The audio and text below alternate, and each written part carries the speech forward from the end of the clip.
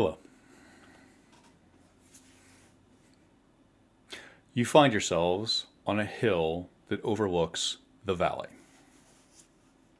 To your west, the Starwater River cuts through the greenery of the landscape. You are only a few miles from Evening Star, and the rectangular structure of Chateau St. Cyr is visible in the distance. From here, it almost seems to float over the river. To your south, you can see the deep green forests of the Cormanthor. The sun occasionally catches bits of shiny armor in the distance, mounted griffin riders a handful above the forest. To your north are the high mountains of the Stormhorns. The peaks have become snowier in the past few days, and you can imagine Auril worshippers naked in the icy mountains. To your east, the high road cuts through these same mountains. Following the road, you end up back west where you started. And death claps you on the shoulders, Rain. The Archdruid turned vampire has an easy way about him. He exhales and smiles warmly, nostrils flaring as he takes you in once again. And then for a moment, Noe, he looks you directly in the eyes. Roll Perception, DC 11, to ascertain his intent.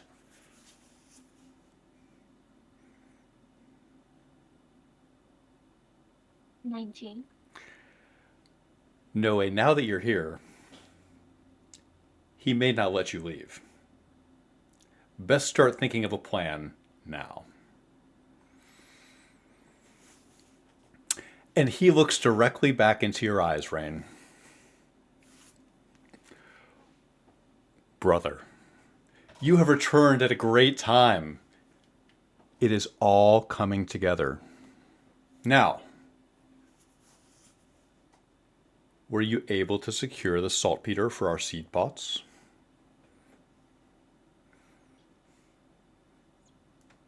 Yeah, yes and no. I'm aware of where I can procure more. A few,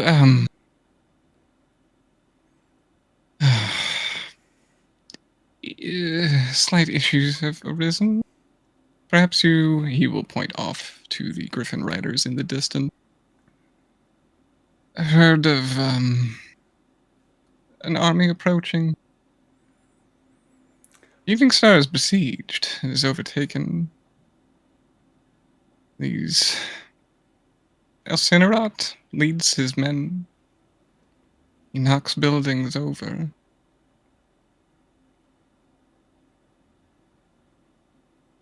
I don't know much more to say than things are not exactly as they seem.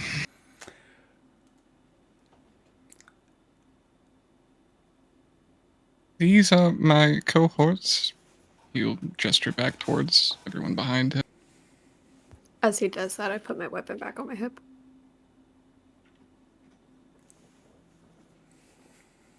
You say that everything is threading together.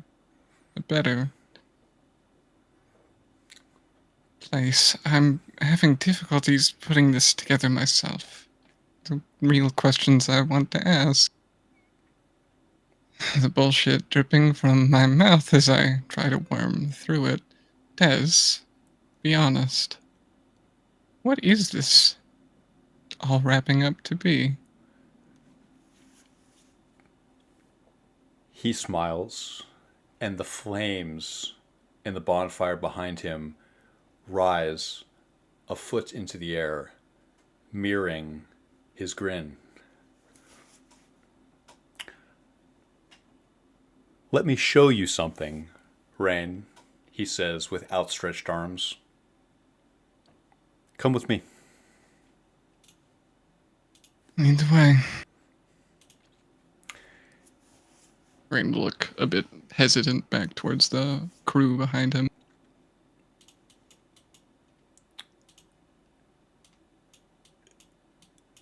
The other druids of the flame watch you warily as he leads you toward the center of the grove. He shows no interest in your companions for now, Rain.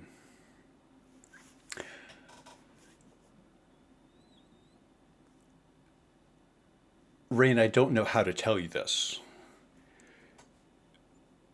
But look.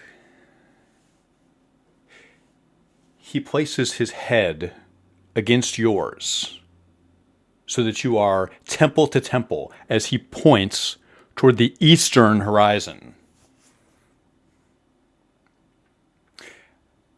Alcinrat is not leading an army, he is pursued by one. You can see glimmering on the eastern horizon. It reminds you of what you saw to the south, except instead of a few glimmers, there are many. Then who leads the charge? What did you say, my brother? Who leads his pursuant army? The elves, Rain. The true elves. The Cormanthier. The Empire of Mithranor. What Alcinrat did not tell you is that there are 60,000 elves, but they are not at his back. They are at his throat. Just you to tell me that those with him, donning the armor of Mithranor, or just a splinter? He nods his head. Oh. And what are you to do with it? You don't think that those 60,000 aren't here to take back their land too? And our wonderful grove here doesn't light a bonfire on their sacred mountains? I think that by the time that they get here, there will be nothing left.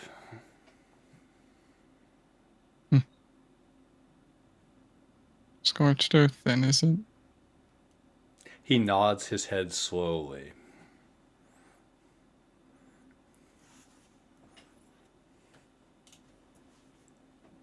Des, you promised me a better place. Did you not? Were those not your words to me? I did, and I would never lie to you. This will be a better place for you, for me, for all of my kin. Your companions, I'm not so sure. There is a future for you here. And for me, in this new world. I'm sure there is. But you would snuff out a dream.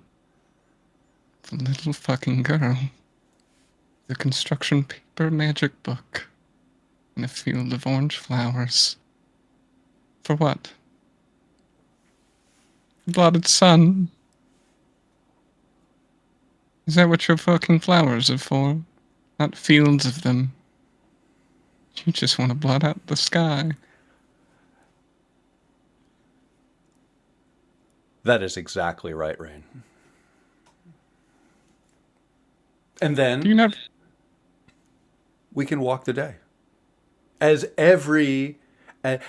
we can around Evening Star, so will be the entirety of the world.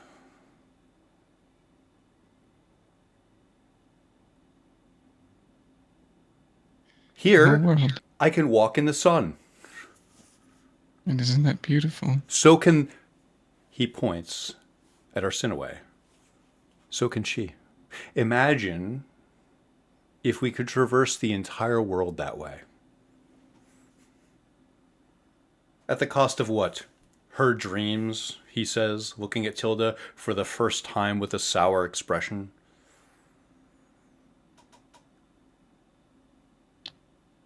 Is this within earshot of the party? I would imagine Rain is not being quiet throughout this. Do you want Arsinoe, Go ahead. Arsinoe, do you think Des understands the role of the sun in the food web? You think he participates in the food web? We need the sun. Do you think we have to spell it out for him? Even vampires need the sun. There are vampires in the Underdark as well. Tilda, I believe that answers your question.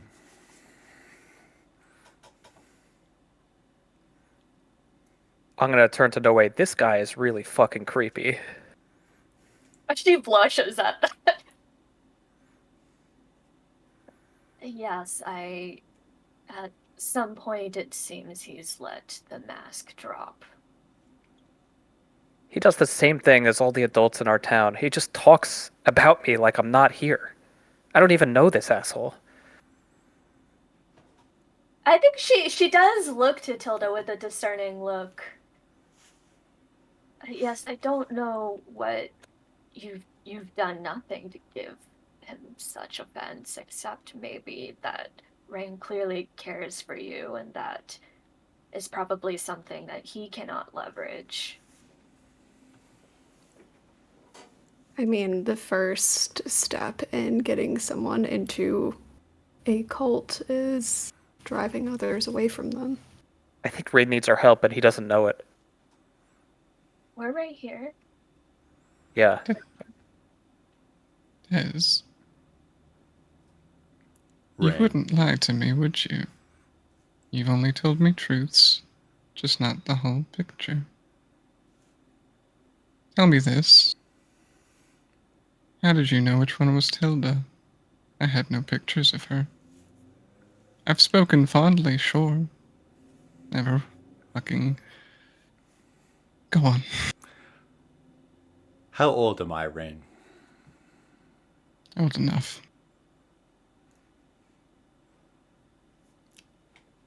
I'm 1100 years old. Of course I know Tilda. Then you knew me.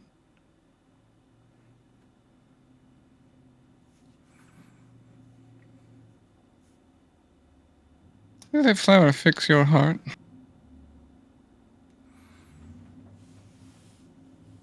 Is it even real? I'm afraid that it is real.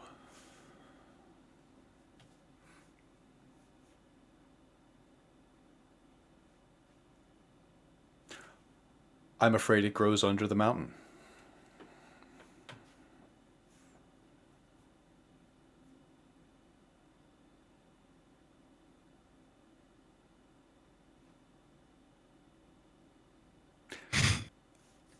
I really don't know what to say, Des.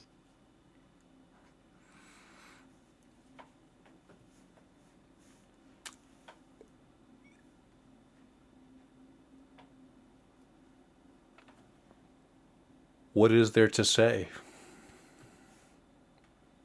At this point, I think you just have to take it all in. I think I have. I think I did every step up to this place. A wriggling little fucking thought in the back of my head that your dreams and your promises are not my dreams or my promises.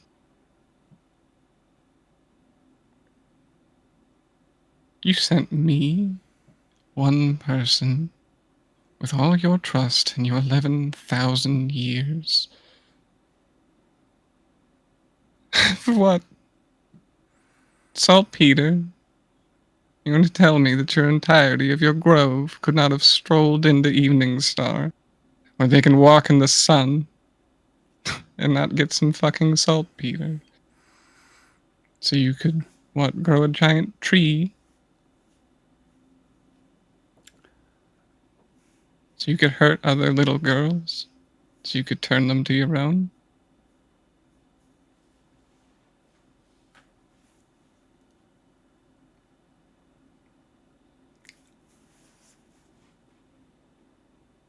I didn't lie to you, Rain. If our goals have diverged, I feel only regret. I always wanted you in the fold. I thought I did too.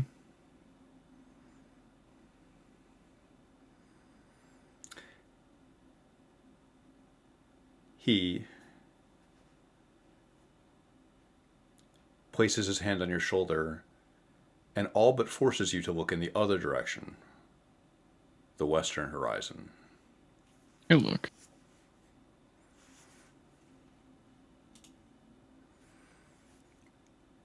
You can see something. Movement on the road, the high road, heading eastward toward you. The Fist. A caravan, and at least a regiment of soldiers to protect it all the way to the coast.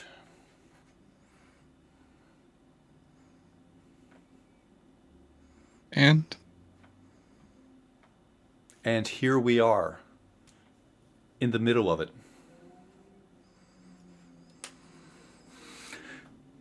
You thought Alcinrat was the army. You thought Alcinrat led the army.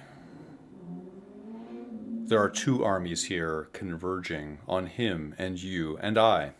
So time is of the essence.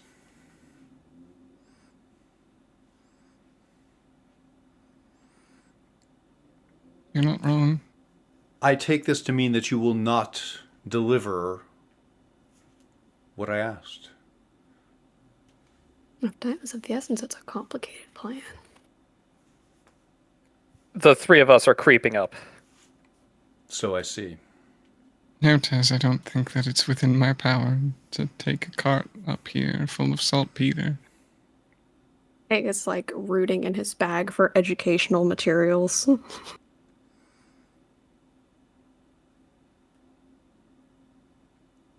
I don't want that. I know you do. But you can get it yourself. I fear we're past the point of me getting it myself, but I have been burying these for 1,100 years.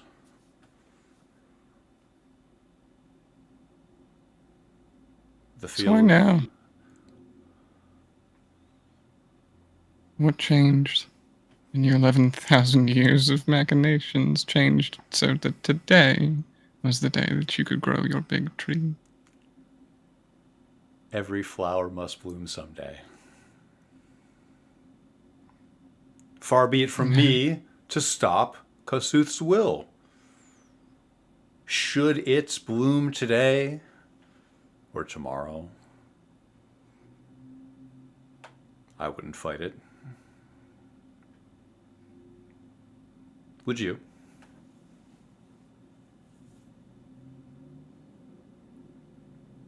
He just turns and looks at the flame for a brief moment. Does Des still have his hand on Rain's shoulder? He does.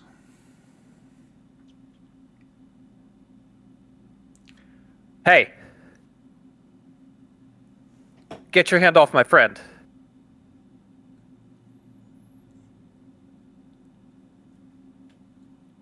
He turns and looks at you, but speaks to Rain instead. What will her fate be, Rain?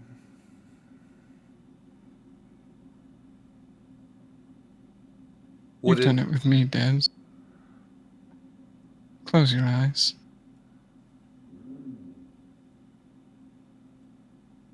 He makes eye contact with you and then closes his eyes. Picture this. Orange flowers blooming.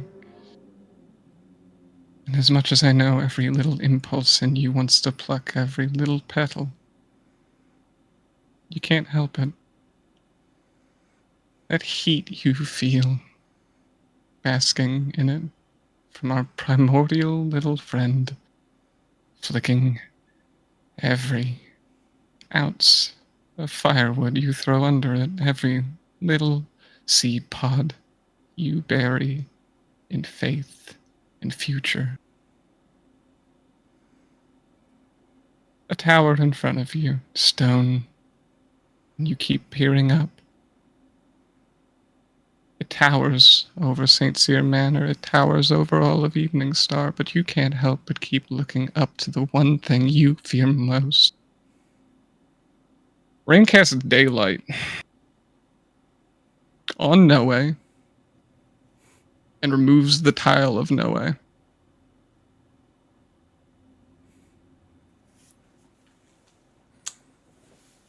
It's the sun, Des. And you have no fucking canopy to hide with anymore.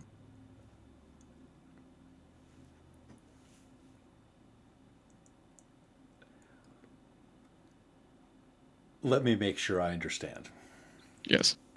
You center the daylight spell above Noe, but using your class ability to remove her square, and thus, I understand. Essentially, she's at the eye of the storm of the daylight spell. One moment. To be more specific as to where he's casting it on, he's casting it on her necklace of Shantea. He gave the fob from the little quartz, if you will.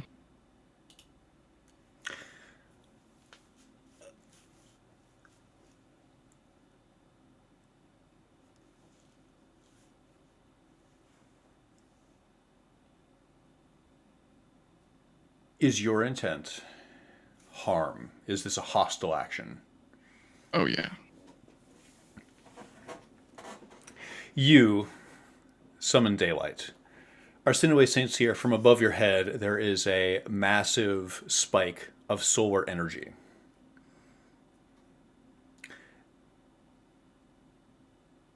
Des looks like he was about to say something. Daylight burns his skin. The sudden burst of power. You're casting as a 3rd level spell. Correct, yes. Does 3d6 radiant damage. Please roll that for me.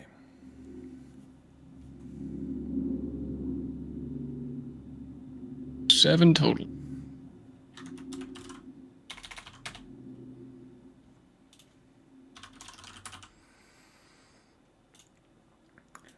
There are 4 Druids of the Flame up here with you and your companions. All 4 drop their torches in agony as the daylight burns their skin. They are surprised. Roll initiative.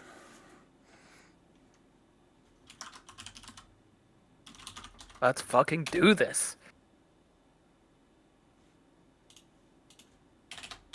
Jucky with a dirty 20. Juggy with a 20. Matilda with a 6. Tilda with a 6. Usually Arsinoe with an 18.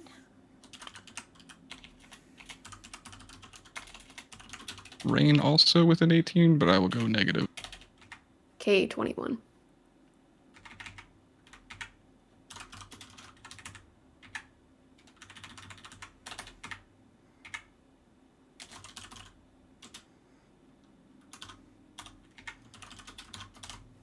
I have Julian with a 3. Rain with an 18 minus. Noe with an 18 plus. K with a 21. Is all that correct? Okay. I have Des with a 16. Druids the Flame with a... Julian, can you roll me off, please?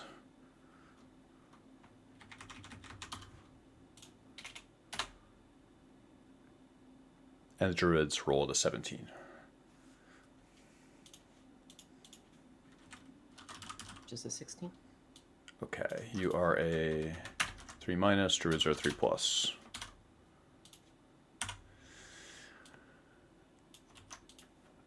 At the top of the order,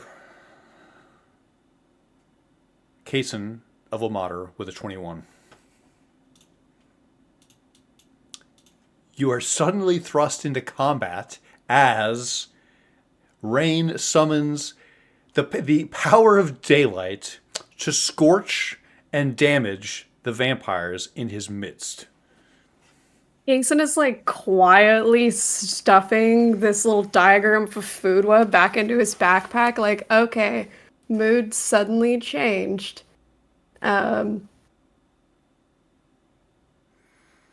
since he's not exactly, he's going first, but he doesn't quite have his footing yet. We're gonna go with. Are you too shocked to act? Are you? No, too shocked for violence. I think we're gonna. I think let's do a buffing spell. Let me just pull this up real quick. Let me just see how long this lasts. I think I'll do Shield of Faith. Maybe without range. I'm gonna do Shield of Faith on Rain. You cast Shield of Faith as a bonus action on Rain, raising Rain's AC while you maintain the concentration. Rain, please adjust your AC by 2. You've got it. You channel the power of Omater to protect Rain. It remains your turn, Kaysen.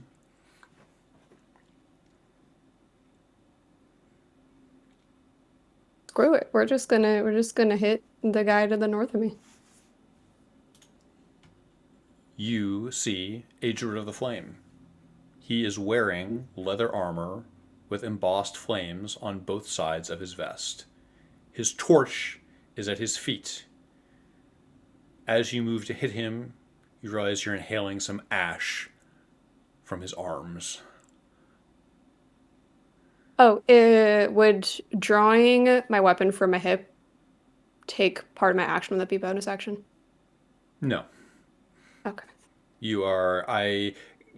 During the lead up for this, you mentioned fingering your weapon, having it ready, resheathing it. I think your hand is on your weapon. I think drawing it here is not an action. I've only done melee, I think, once in this campaign. Sorry, refresh me real quick. It's D20 plus dexterity plus. Is that it? Proficiency. Proficiency. Okay. Correct.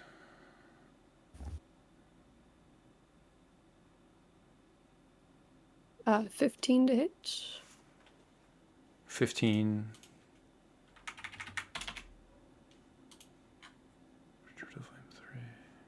Hits.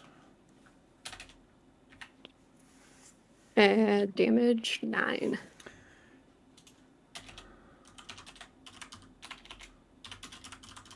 Nine. Bludgeoning. Where do you hit him?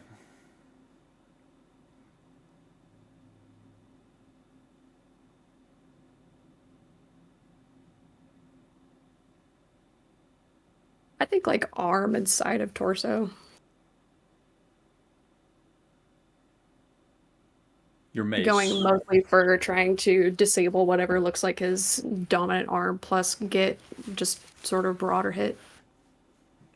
Center of mass. Smack him in the ribs. Knock his dominant arm if possible. You do so, crunching his humerus to his ribs. It remains your turn after dealing 9 bludgeoning damage to Druid of the Flame number 3. I'm gonna end my turn there. You end your turn. Jucky Sourstump with a 20. You find that we are extremely far afield of any charge you had for today. For whatever reason, this situation has suddenly descended into immediate violence. You watch as Kaysen of Ilmater, the only elf with you, other than Rain, strikes the druid. Violence is erupting around you. It is unclear why, how, but it's fairly obvious what's going on. Does that make sense? My phrase. Vampires are trying to do bad shit. That's all Jucky needs.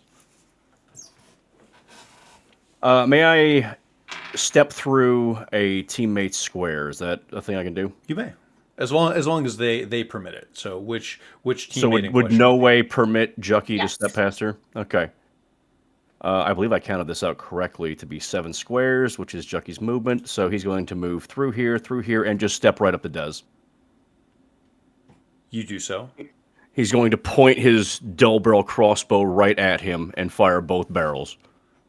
Oh my god, why didn't I look this up ahead of sharpshooter, with sharpshooter in play from -5.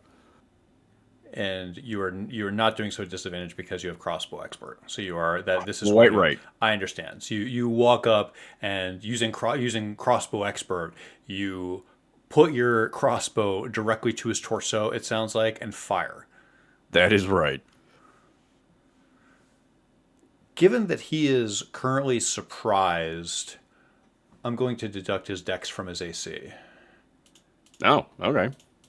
And You're you're those... doing this at point blank range. Yes. What are the rolls? One of them's an 11 to hit, and the other's an 18 to hit. The 11 misses. Okay. The 18 does not. Your first shot, you go and you put it right up against him. He doesn't even notice that you're there. He is writhing in pain. He whips his body around irregularly, crying out. As he opens his mouth, you can see even his tongue is burning.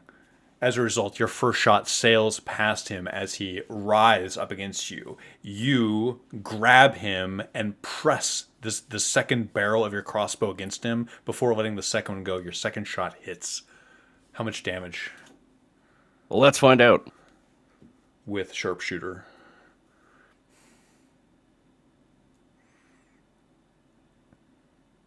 God. 15 damage. 15 piercing. Yes, indeedy. Oh, actually, nope. Is Jucky's weapon a +1? Did we get around to that? I believe it is +1, yes. Okay, then that would be 16, 16, actually. 16 piercing. Yes, treating it like masterwork. 16 piercing. Your bolt enters below his third rib and flies out the other side, leaving a massive exit wound in his chest. His armor rips. Blood sprays across your face, Rain. It remains your turn, Jucky.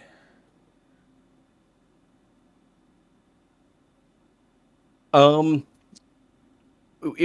believe it could be said that as a bonus action, Jucky could reload his crossbow, right? Yes. Jucky will bonus action, reload that crossbow, and action surge for 2 more attacks then. You do so. You, right up against Dez, as Rain, you look on with horror as Jucky runs up, fires 2 crossbow bolts into him, blood sprays across your face, and he with unnatural efficiency and speed, reloads and does it again.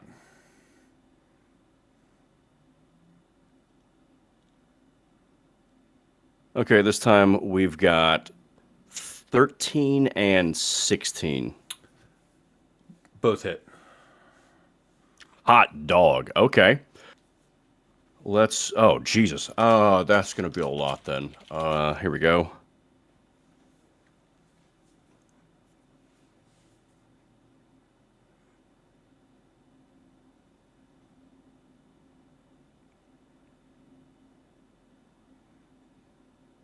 That's going to come out to 42 then.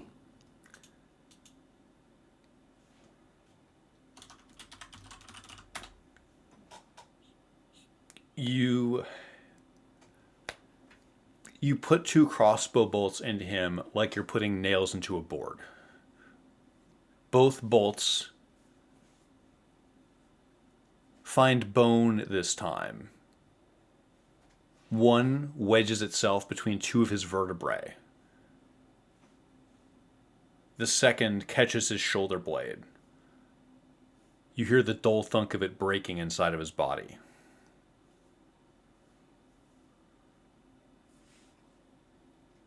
It remains your turn, Jucky. So I totally forgot to mention that when Jucky pulls the trigger on this thing, it rings out. It is a very loud sound. Unlike most crossbows you would have ever seen, it has a very it hangs in the air with a hum. It has that hum that sits in the air even after seconds have passed from him pulling the trigger, as the strings are still vibrating. Jucky feels pretty good about that, and he's gonna end his turn there. You do so. Noe with an 18 plus. Okay, so we're in a surprise round, so this is active We are. before everybody else. Correct. So I would like to maybe use something like divine sense to understand something about the situation. Noe having been to this camp before, perhaps having interacted, met, spoken with some of these druids around Yes. her before. Yes. Does she understand that they will die for Des?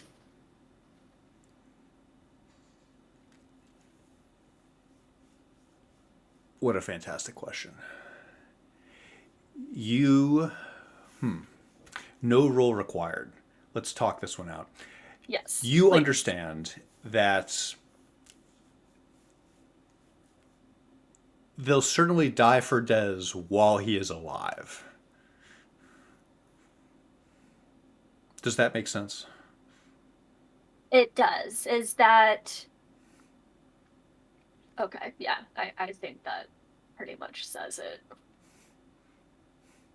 Um,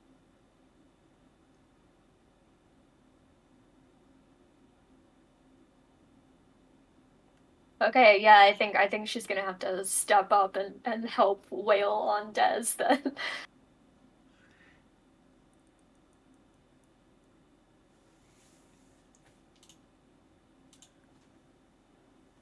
You see, he is being brutalized by Jucky. Jucky has fired 3 crossbow bolts into his torso.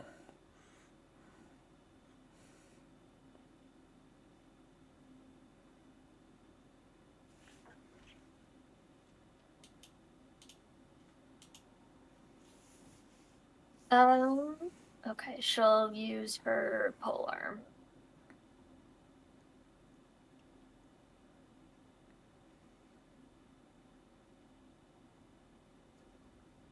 That's a nat 20. And we'll smite. You do so. Well, What do you do? You see that he is doubled over in pain right now. He has been surprised. Rain was the knife in his back. Jucky was the bolt in his back, and now you as well. You smite him with your polearm. You bring it down on him.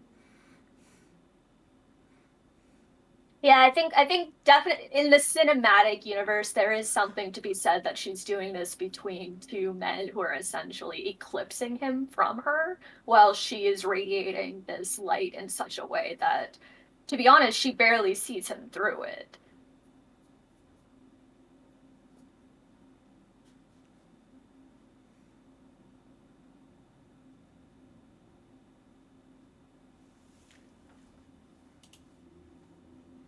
Okay, let me roll my damage.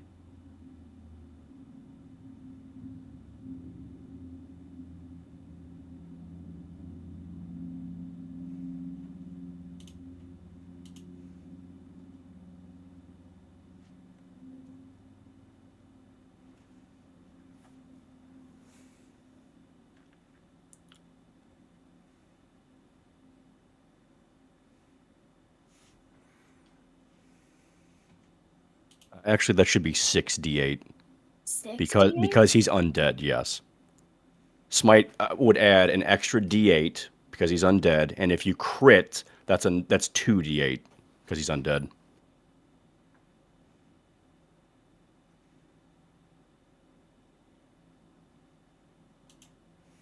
Oh, you're right. Okay, it does say plus 1d8 against undead or fiends. Okay.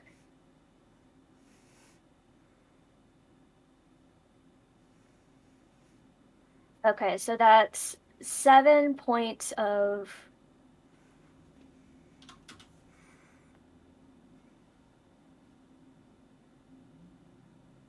slashing. Noted. Sorry, 11 points of slashing.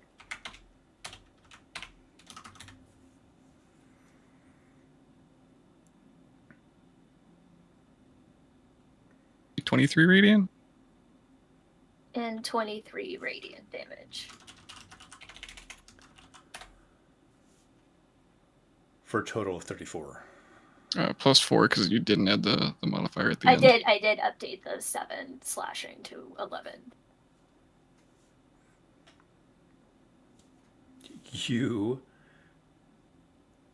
smite Dez with your mighty polearm.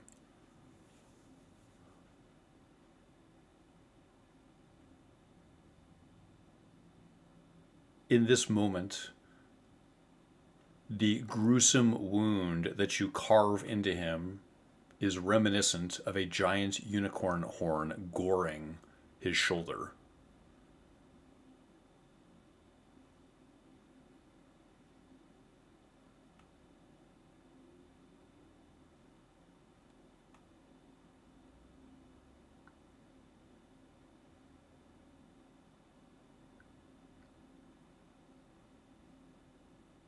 Okay, and then bonus action, do the polearm master attack. So that's 30-20 to hit. 20 hits. And that'll be a 7 additional bludgeoning damage. With the flat of your polearm. 7 Yes. bludgeoning. And that is her turn. Rain with an 18 minus. As Rain watches in somewhat abject terror as Jackie rolls up on him and splatters him with blood, and Noe encased in this halo of light that he's set ablaze into this place. Rain puts a hand on Dez's shoulder and looks him as much as he can into his burning eyes. As much as I would love to take everything you love, and I know you love nothing more than yourself, I have to separate you from what you have left. Rain casts Wind Wall in a attempt directed starting on him, and then in an S-shaped pattern to separate him from the flame. So if I was to draw this freehand real quick, it'd be basically like this tile, and then like so. For each tile needs to be adjacent to itself, but I am basically causing a cone of wall, a wind wall between him and the flame. I understand. I follow. You are counting tiles to create a cone-shaped wall of wind to stop him from getting to the flame.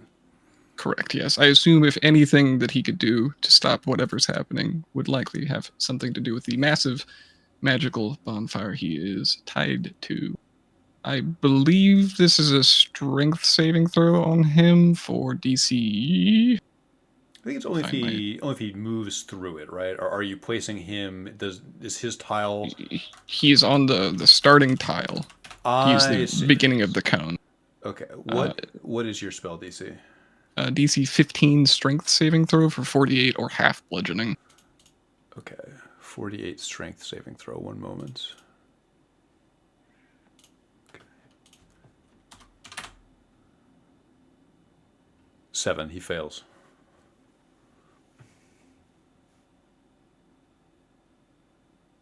For a total of 17 bludgeoning damage.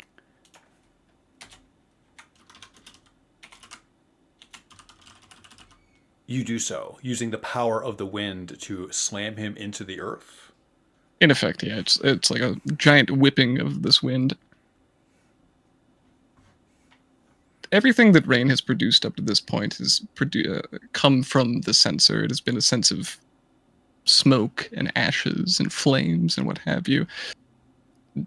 Separated from this, it seems that Rain is producing this magic not directly through that. I don't know a better way to describe it. A shift in tone, if you will, more so that he woke up to a deeper connection with nature around him. It remains your turn, Rain.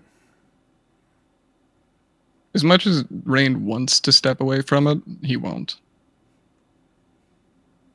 He's just going to keep him barred into this situation that he can. You do so. Dez with a 16 is surprised and cannot act, but he does do one thing, Rain. Using the entirety of his action, he clambers to one knee, looking up at you. He still has a little smile on his face. You can see that he's missing 3 of his teeth. Blood is gushing down his chin. Rain.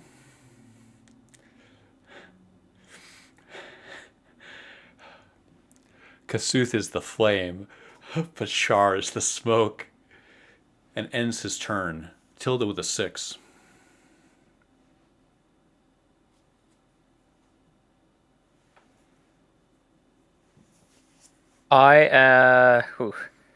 Dez is completely surrounded.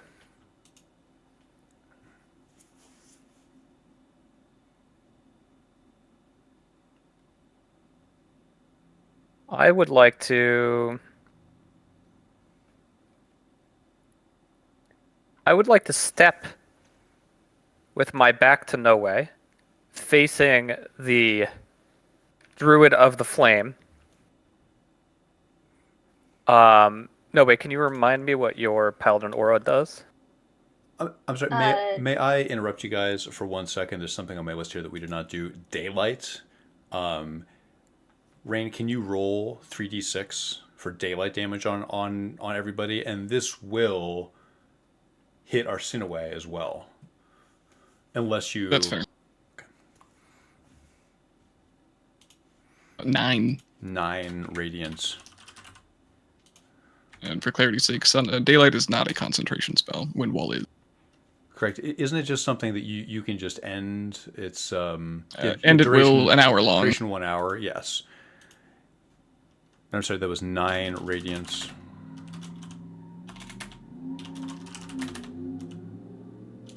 Do I need to double it? Yes, you do. Okay. You do.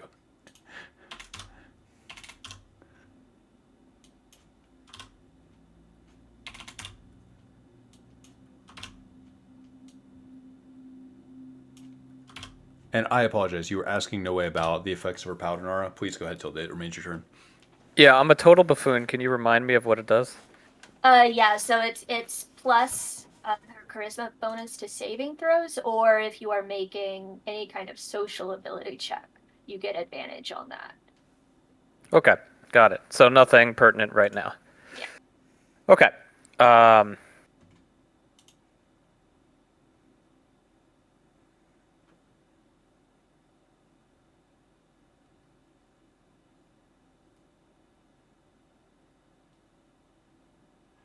Yeah, Matilda will just make an attack with her rapier. It's going to be nothing special.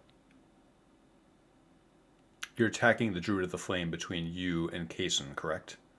I am, and I'm attempting this to be non-lethal. So this is a saber, so it has a flat end, so I'm striking with the flat end of the saber.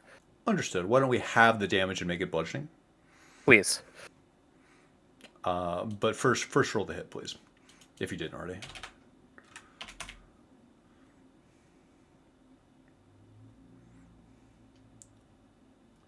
$15. 15 hits.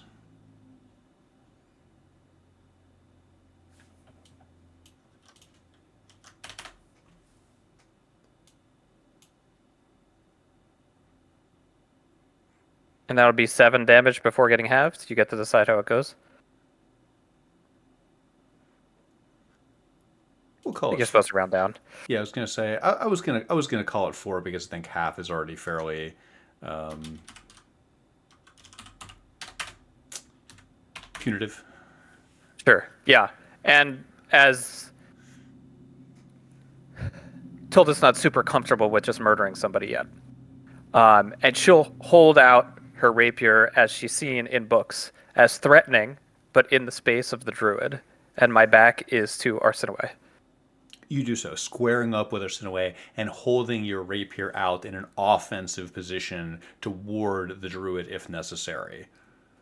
Yes, and I'm puffing my chest out like I'm a cat who's frightened, trying to look larger than I am. So, if Obviously, I will do an attack of opportunity, but I'm trying to physically intimidate this person. Understood. You try to And I'll fill end the my turn. space, and you end your That's turn. exactly. The druids with a 3+ all are in total agony from the daylight. The magical daylight cuts through their skin, instantly turning outer layers of dermis to ash. They are surprised and lose their turn. Julianne with a 3. Julian, simply just caught up in the abruptness of the attack, will just take a small vial from her pouch and just flick it at Dez. And it's simply a vial of mercury. It is Mind Sliver. You flick a tiny, dense vial of mercury.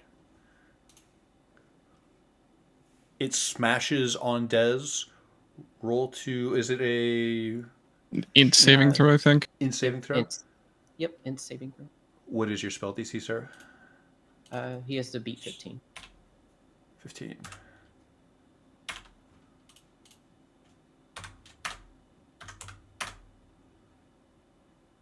He fails.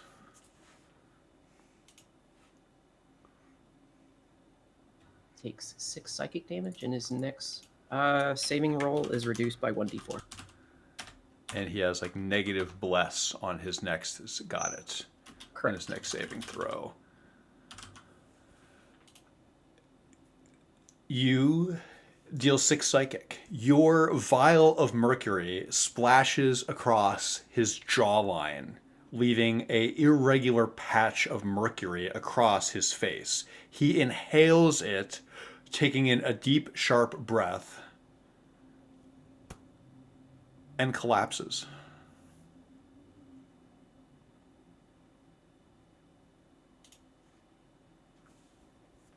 It remains your turn, Julian.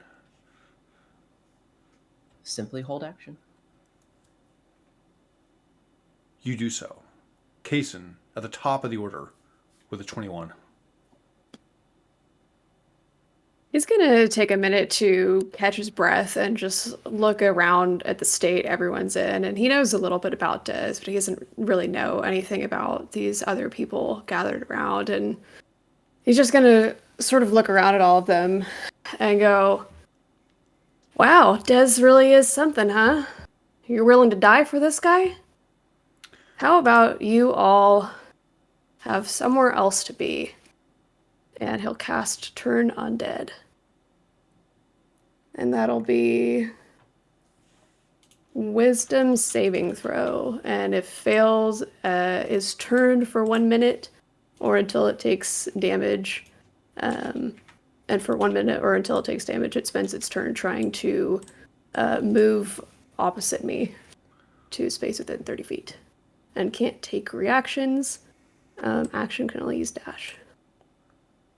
Or dodge. Understood. What is your spell DC? It is 13.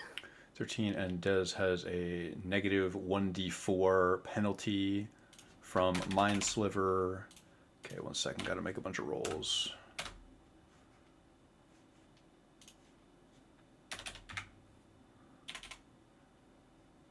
Dez fails, but he is currently face down in Toril.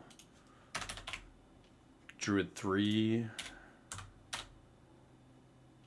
fails. Druid 4 fails.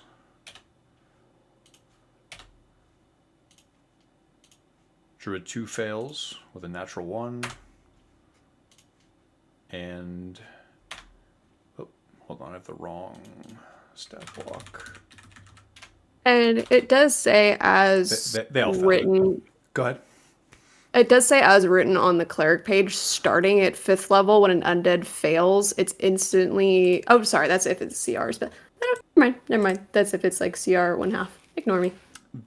This is definitely not CR 1/2. It's the I best was way I can just about describe to this say encounter. ignore me, and then I remembered I had already gone down that rabbit hole.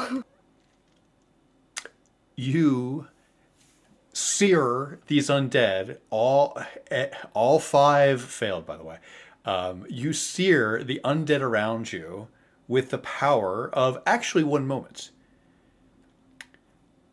You didn't specify, and I don't think Kaysen would have noticed either. No way.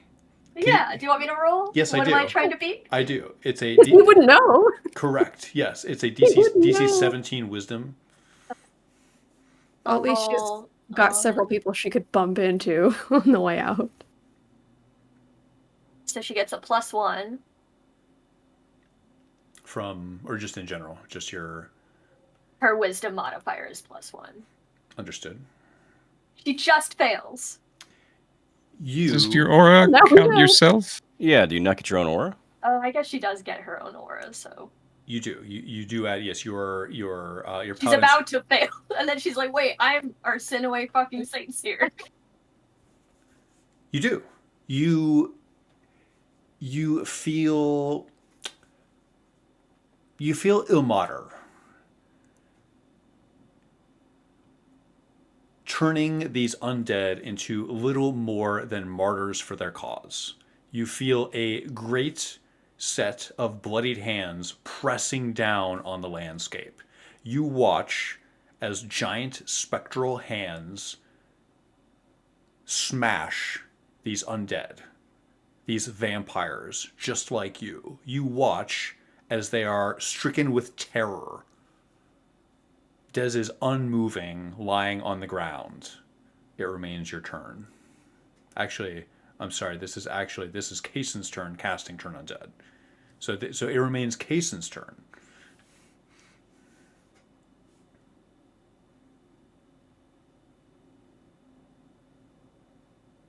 Think I have any bonus actions I'd like to take.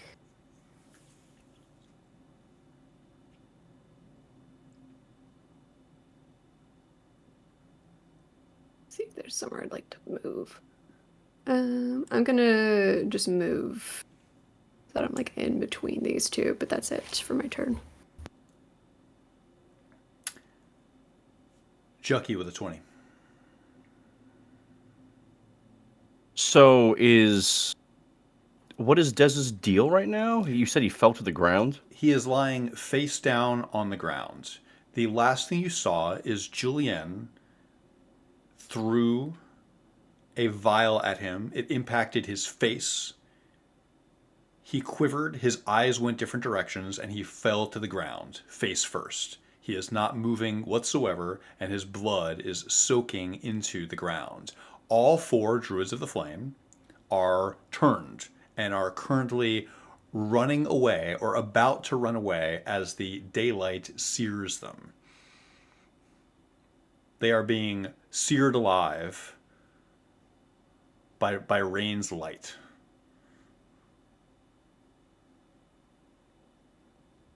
Dez is completely motionless. His leather armor sports a number of massive holes from your crossbow.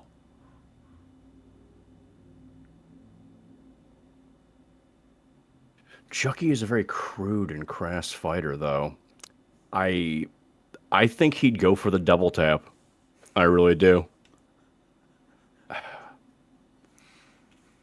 And he's certainly not particularly interested in any of the other targets. I'm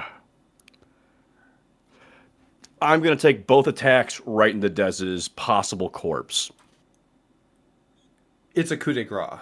No roll required. He is motionless, Okay. face down on the ground. Yes, this is a coup de grace. You unload 2 bolts into. Does anyone try to stop him by chance? I'll throw that out there. Does anyone stop him from just one-handed pointing down and pumping 2 more bolts into this body? I'm sorry, Des. Fuck. I think I loved you. there is a moment where Noe's first instinct is to do something like spare the dying on him, but I think between almost getting turned in the daylight and, the blood in the wind and everything that's going on, she is revulsed enough to turn away and not interfere. Okay, if that's all right, then Jucky gives him both barrels. Pump, pump. Arsinoe, you look away. Rain, you do not. As Jucky puts 2 crossbow bolts into the base of the skull of Desiring Begets Suffering, the ancient druid, a fine spray of cranial bone and blood arrives on your cheek moments after.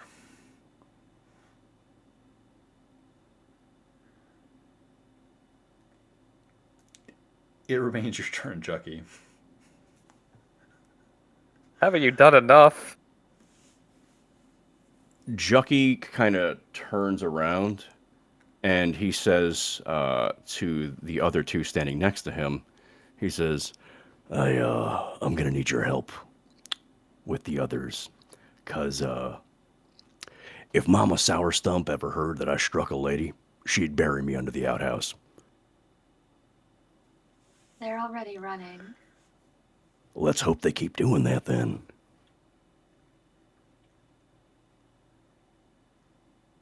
And that's the end of Jucky's turn. I think I was turned away and then just heard like the and then like head just snapped back. Like, what did I just miss? Noe with an 18.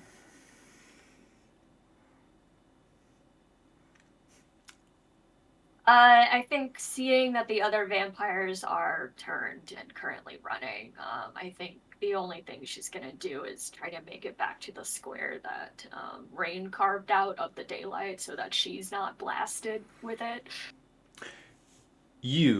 Oh, go ahead, please. Sorry. I think she may also say to Rain, can we turn it off? I think as this is when continuous motion Rain's action is next. Watching Des die in front of him for the real time this time. I think that he drops concentration on everything. The pit of his heart dropping, all the magic leaves, the wind wall dissipates and the light blinks out. You do so.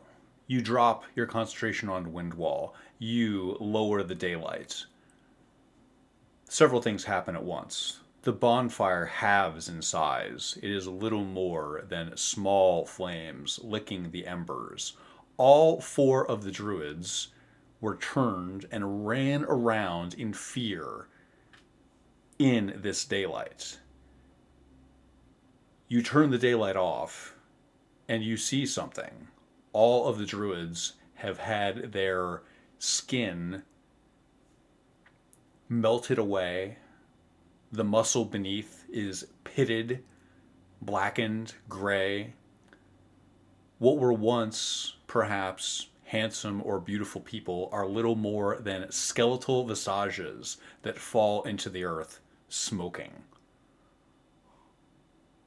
The smell is horrific. And I think we're off initiative. No way. Lend me a hand, won't you? Rain will scoop under the left side of Dez's body. What does Noe look like right now? She could be ugly, that's fine. Or did Noe take visible damage? Yeah, no, she's been scalded by the sun as well.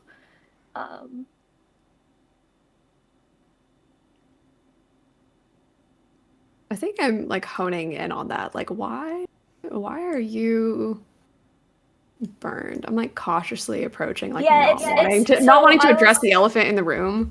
I will say, I think the outer layer of her skin has also burned and blistered off, but rather than blackening like ash, it's almost like you see the sacred bloodline of her family a little more clearly through the lessened layers of her skin, so it's a little bit opalescent. It's still horrific to look at.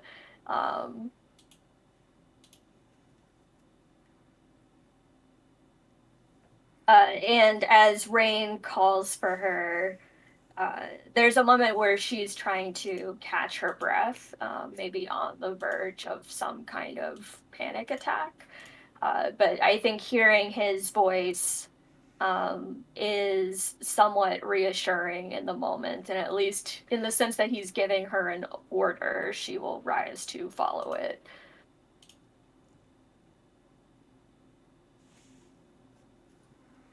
In hopes of keeping a continuous motion, Rain, with the help of Noe, is trying to drag the body towards the fire. If you're still listening, you spoke to me of loss, of smoke, meter. And he will dump his body into the flame. It would have been kinder to just let him die on the road. It would have been kinder. Maybe have this one last mercy, Noe.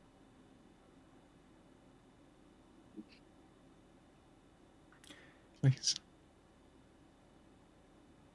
I think at that point, Rain crumples at the flagstones encasing the fire. Flames envelop his body.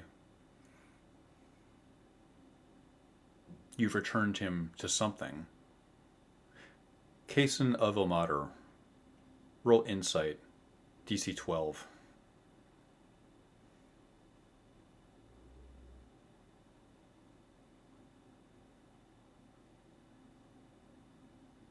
That's just a 4. Noted. It remains the party's turn. Ashen. Julian. Go ahead, please, Julian. Julian will gingerly and quietly just kind of slide past and hand Noe a healing potion without saying anything or looking at her, and then she'll walk over to Rain and just kind of just stand there and put her arm on his shoulder, and he will just say to Noe without looking at her, "At least let him have the mercy of knowing that he won't come back. Let him put in the fire." And she'll just stand there. Ideally, this would have happened simultaneously as he was getting burned, but I think it does. It all happens in such a short period of time that yes, I think these things do sort of happen simultaneously. How bad is the smell? Like bad? It reminds you of Tilda, once your mother in a flight of education when you were 12 made you visit the tanner.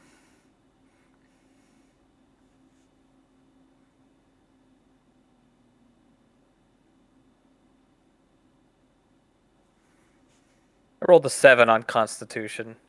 I think I vomit. You do.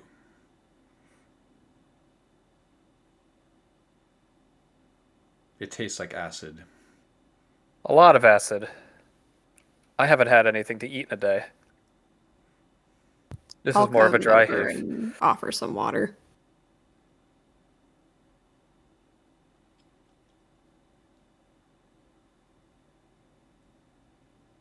Keeson's canteen makes a glub glub sound as he hands it to you.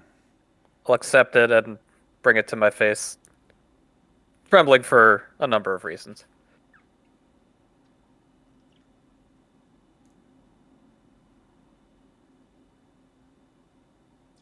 Can Noe push out with her divine sense in some part just to feel what's left of this camp, but also to tell if there is something indeed divine about this specific bonfire that remains in front of them that Des is burning in? You use your divine sense class ability to reach out and feel, is there something otherworldly? Is there something extraplanar about this fire? Perhaps there was, but now it is little more than a pyre.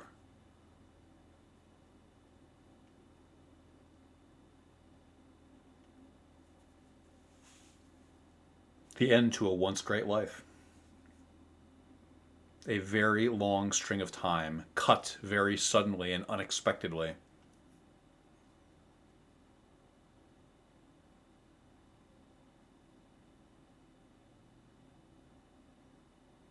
As Rain weeps at the flagstone, I think he notices at this point that something still remains of Des with him.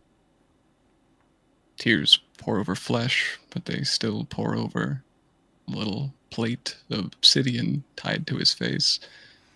As he pulls a small paring knife from his pouch or what have you and begins to pry it off. You do so. You, using your hand knife. Yeah. You Attempting to dig under the flesh and pop it off. You pry at your prosthetic eye with the point of your knife. The pain is immense. Do you pull? Oh, yeah. You do so. Suddenly, the inside of your eye socket is liberated. Flesh that has not seen the light of day finally does.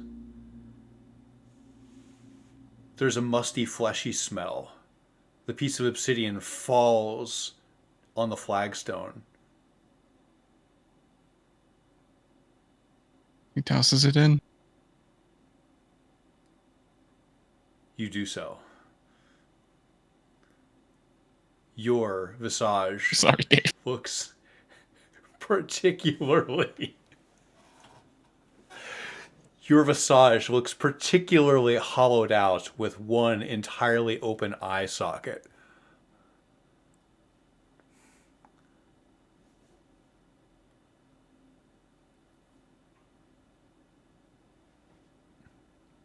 The flames flicker. When you take a deep breath, you realize you're inhaling particles of the druids. Rain is stomaching the pain as much as that he can and the shock of the emotional turmoil of the last... This is like 5 minutes total, right? Mm-hmm. Correct. It's a sense of catharsis. He had himself so wound up from every mention of wrongdoing from this person he loved. Every step up to this mountain precipice. It's like popping a zip. It's painful, and it's over. And he's going to bear the scars from it.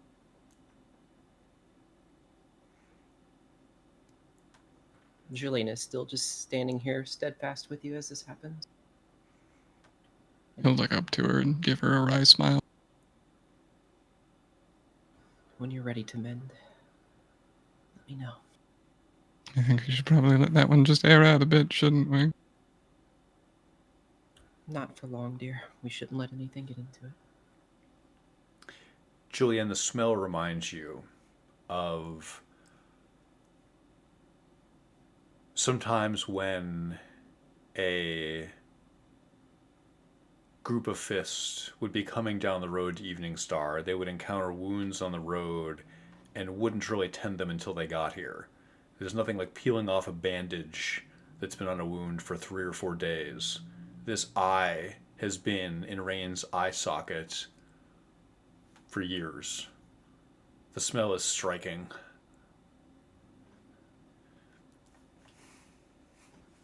She simply grits her teeth and just... That's the right thing to do.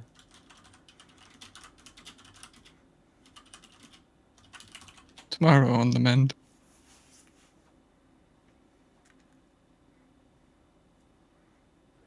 Tomorrow on the mend. When you're ready, come find me.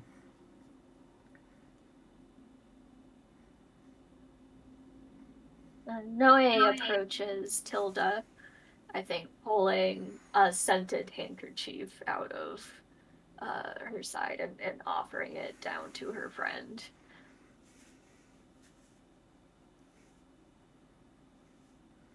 Here, if you breathe through this, it'll help with the smell.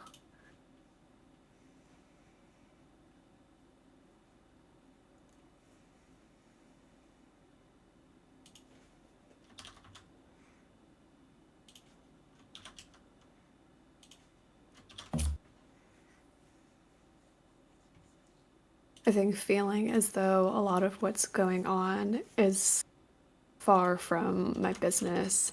I've sort of stepped to the side, and I think I'll wait until at least one person glances over and just sort of like indicate that I'm stepping to investigate and I'm not running off far. And I'd like to search the tents. One moment. Tilda intends to do something similar, distracting herself from all the nasty stuff that's happening around her.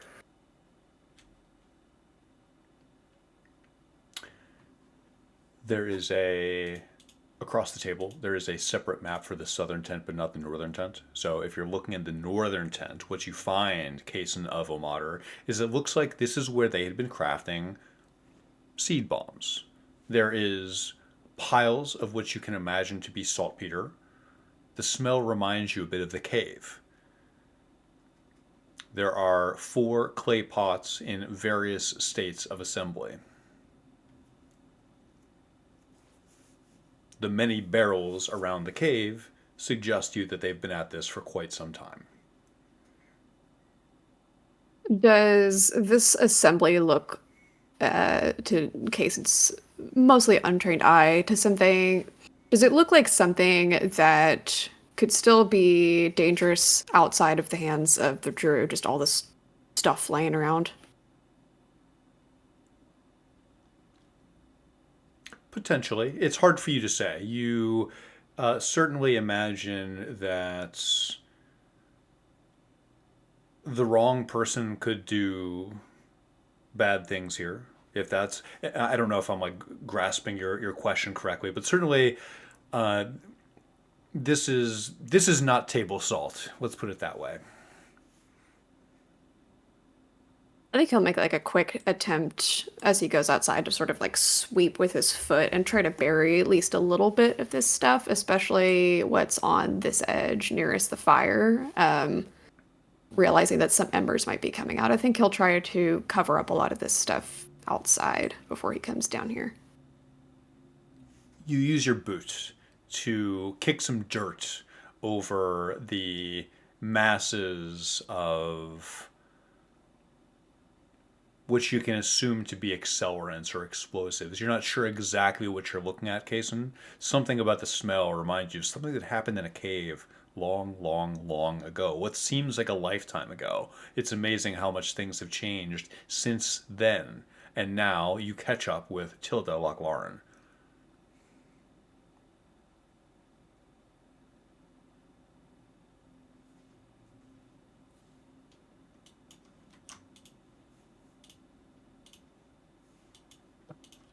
My mind has a habit of playing tricks on me. Did you also hear him say Shar? Definitely said Shar. He definitely said Shar.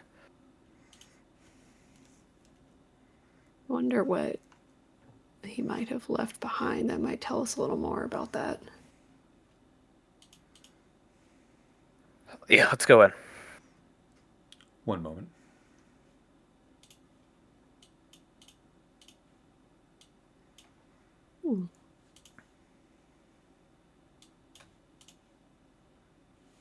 There's a narrow tent here that serves as the living quarters. Narrow cots are arranged in a fishbone pattern. Some of the cots, but not all, have a thick, black, reinforced fabric tossed over the bottom, looking a bit like a stage curtain. The tent is long and thin. The anchors and the tent poles are deep into the ground. giving both of you the impression that this tent was not a temporary accommodation, but rather a long-term shelter. These little things on the ground, like between the beds on the map. They're torches. Ah, I don't know how people become cultists with conditions like this. You'd have to put me up in a way better tavern, or at least something better to follow a crazy guy like this.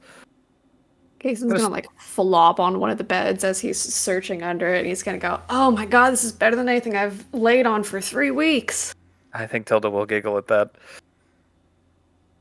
I'm gonna upend the bed without really regard for the passage of my pilfer. Yeah, I'm gonna start turning beds over too. He's gonna go, "Hey, last night I slept on a water wheel. The night before that was a cave. The night before that was a tree. I don't know." Jason, I just Something want to fun. remind you that you make your own decisions. I'm also poor. I have no money. Where else would I have slept last night?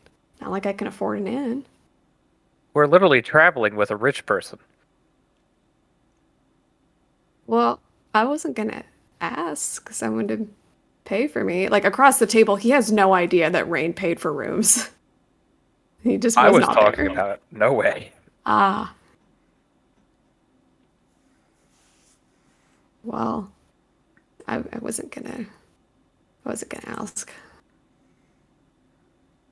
He's like mostly looking for anything scribbled on any kind of papers. You find that as you turn over the beds are simply canvas tarps, right, hung over the dirt. Some are dusty, and two of them have irregular, blotchy stains on them. There's a single chest here, suggesting perhaps a communal arrangement for possessions at the end of the row of the beds. There's a large wooden cabinet. It's closed. One of the beds has a thick wooden board made from a door at the foot of the bed. I think before Kaysen has the opportunity to put his hands on one of the chests, I will stop him and check it for some sort of glyph of warding, some sort of malfeasance that these cultists might have practiced that I imagine Kaysen would not care about. Oh, that's smart. I was gonna let myself get shocked. Roll perception at advantage.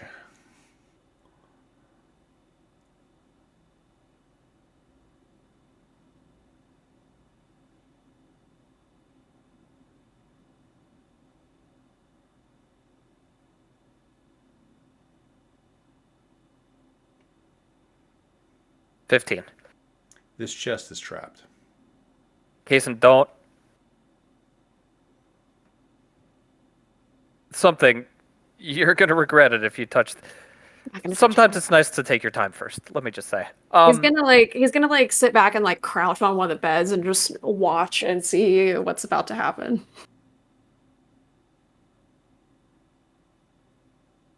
I will cast guidance on myself. You do so. And I'm going to mutter to myself the incantation that I read, not an incantation, but like a little blurb that I read about disarming traps, which is fairly useless. When you disarm traps, you have to be at the utmost clarity of mind. You must float like a feather through this situation, blah, blah, blah. I'm going to recite that to myself as I attempt to prod and pick at this with the quill for the ink vial that Rain gave me. Make a dexterity check. DC 17.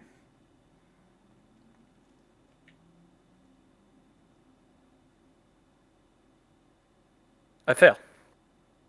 What did you roll? 12. 12. You fail to disarm the trap, but do not trigger it. As you open up the chest just a little bit, you can see inside. You know what Kaysen's looking for, scraps of paper. There's none of that in there. Looks like there's two things. A sword and a bracer. odd that Okay. they were expecting company and they didn't all have their weapons on them. I don't think they thought this would come to violence. They seemed in disarray when they got attacked. It seems like this death jerk just manipulates everybody around him. I don't think those 1100 years taught him that somebody could possibly attack him. Well, it didn't teach him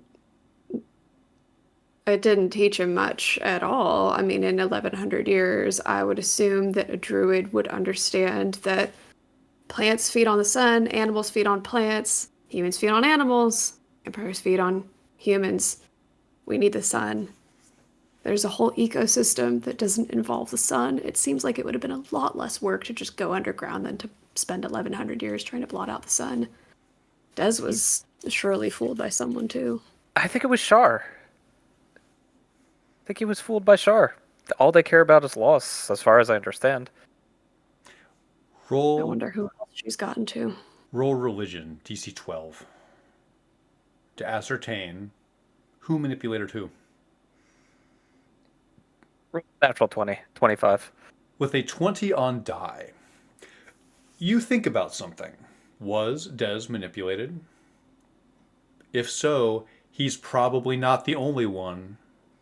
You ascertain something else as you sit here with your natural 20, thinking about the situation. There's more cots than druids.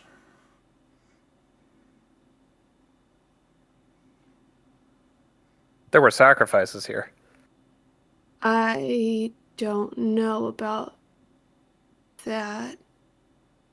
I would be Why would you more have 10 suspicious beds? There were that- 4 guards, and the cult leader always sleeps in some lavish tent with skins.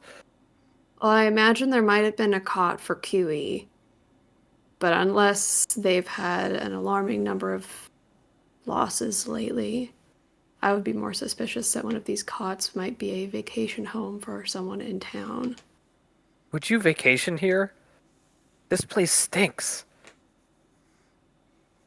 When you don't have a lot going for you in your life, it is surprising the lengths that you'll go to for the most basic comforts.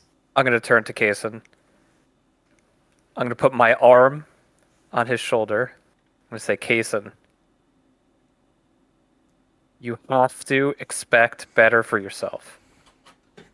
I'm not This is talking not about myself working in for this you. situation. Is there, other than Noe, is there anyone else in town that you think Des might have gotten to? Or Shar? You know, I don't feel like this is over. it bears a shocking resemblance to Ed. Something's driving him. I don't know if it's Shar or not, but something's driving him. I He's- mean, one of the stages always of been grief an certainly is asshole. anger. He's always been an asshole, but he murdered the Flaming Fist. We all liked him. He was a local. He ate at the tavern. We all knew his middle name. We all knew that he was unlucky with love. It was kind of fun. He murdered him for no reason. And we're sure that he's a druid of Malar and not something else. Allegiances are changing so fast to the divine right now, I can't keep track of it. Maybe true, I did change last night.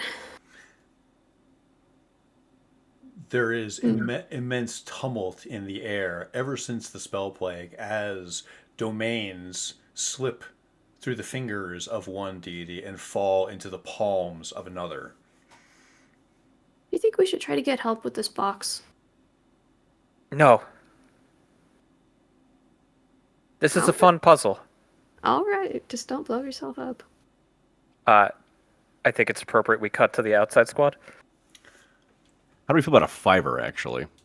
Fantastic. Sure. Yeah, I'll go turn the heater on.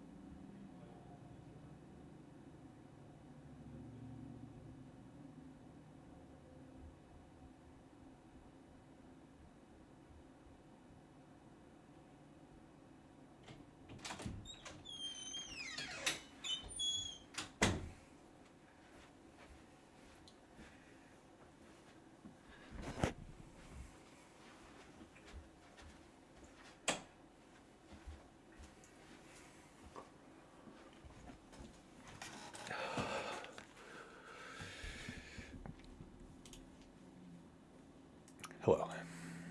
Welcome back.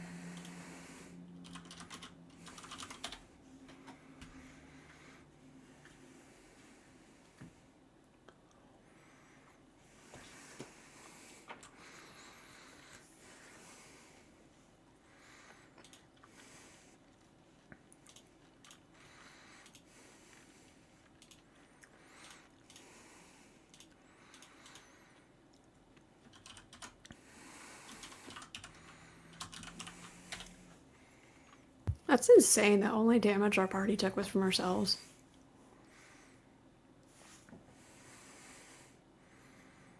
Yeah. Until Dez had actually stated it outright, Rain did not know that Noe was actually a vampire.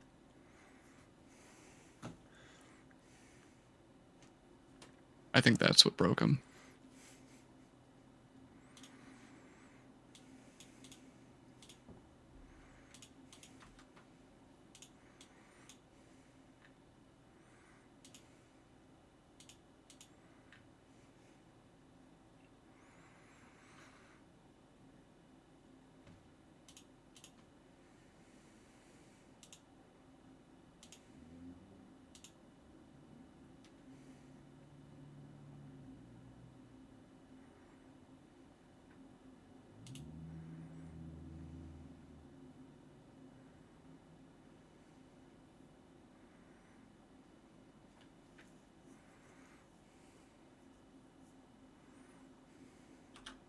Whoops.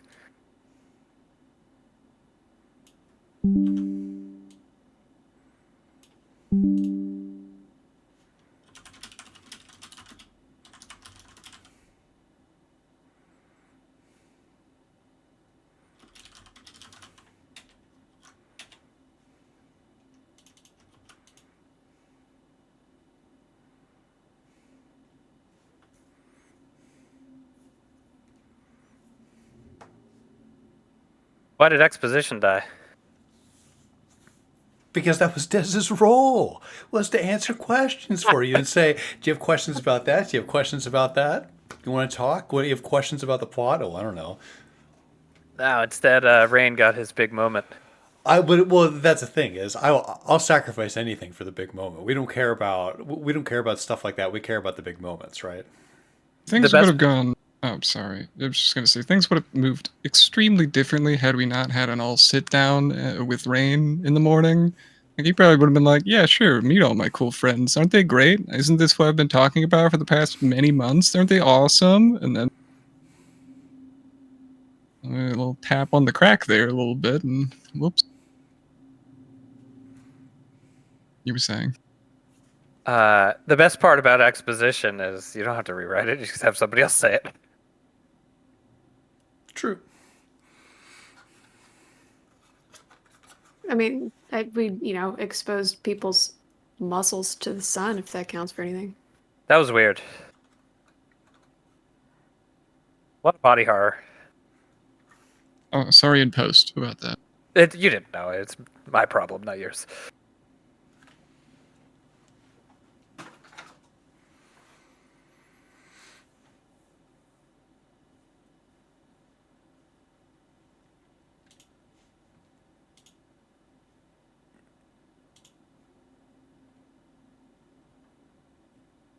I feel like Julien's "those kids are up to no good" sense is about to go off. I'm gonna open this fucking chest. I thought you did open the chest. Was there not a sword and a bracer? He I can, just, he like, can peeked see I exactly. like I open see, like a I little see. wire tying or something. I'm praying this is just a normal sword, Tilda has an idea. just a normal shitty. And if I get hit with a regular poison, like, sword. whatever, dude.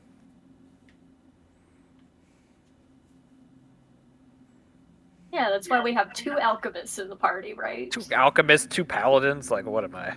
One gotta one die? former paladin. Across the table, let's remember that the good old Alchemist Rain has one healing spell. What could go wrong, you know? I got 2 cure wounds. If only we had a skill gremlin around. Listen, who's to blame for that? Would you let little Sporgle tend to your festering wounds? Would that be the hands that you'd want bandaging you up? I was talking about the chest, but That makes much more sense. Listen, Tilda would have let Sporgle tend her wounds. This is the same Sporgold that reverse picked a lock and locked Rain in the basement. Yeah. that's just how much of an expert he is at locks. I don't know what to tell you. And the longer that we keep that out of Rain's mind, the better.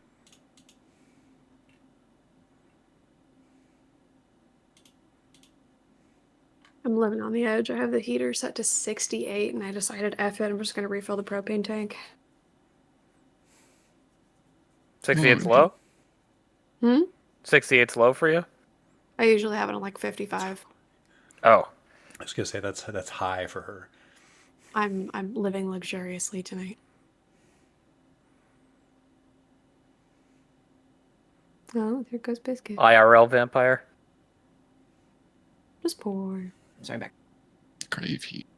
It's like $550 to refill the propane tank. That's how it be on this bitch of an earth. Yep. Thankfully, we're on Turil. We find So true. we find ourselves outside the tent. From inside, you can hear rummaging. You have tree facts for me. Tell me about these trees. I would love to tell you about these trees. I've wanted nothing more than to tell you about these trees. These trees, the tree that you are beneath, it appears to be a maple. However, the leaves are the color of deep embers. They look like fire themselves. They certainly don't look natural, It Arsinoe. looks unseasonal. That is exactly what they look like. Something about them looks completely alien. You don't remember these being here the last time you were here. And now, They're not growing any nuts or fruits. not from what you can tell. Running your hand up the bark, it feels rough, natural. You see no obvious fruits, seeds, anything like that.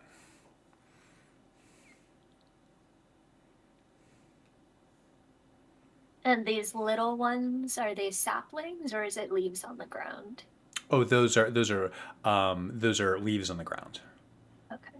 And what And- about the leafless trees? The leafless trees. What an interesting question. Why don't you roll nature? DC, let me find it. DC 12. Roll nature to determine the characteristics of these burned trees. Oh, they're burned. Okay, I rolled a 16. These flames were, I think we touched on this before. These flames were focused in certain areas. Halfway through a large horizontal branch, there is a single circular burn mark. It looks like someone was experimenting with the tree. And as you look at the area around it, you realize how old this land is. Looking to your west, you can see the greenness of the valley around your home. And up here, the trees are something else entirely. No way. Could she surmise that they had something to do with Dez's plan? That maybe they were magically enhanced, sort of like Phoenix fire trees. They just burst into flames, and that's how he was planning. You can infer that. Yes, you Okay. your imagination runs wild. And with little more than bits of smoke to compose Dez, you have no way of asking him to confirm this. However, it seems to make sense to you, doesn't it? As you sit here studying the tree, this line of this line of A to B makes perfect sense to you. Everything about it lines up, doesn't it? And the seedling pots. Okay, yeah. Noah is taking a walk in nature. Despite the circumstances, you can still hear the sounds of insects, distant birds. Occasionally you hear what sounds like manual labor, like someone doing something down the hill. like someone beating something with a massive implement. It almost sounds like when Ed and his guys work the fields. It reminds you of that. It's far away, maybe almost a mile.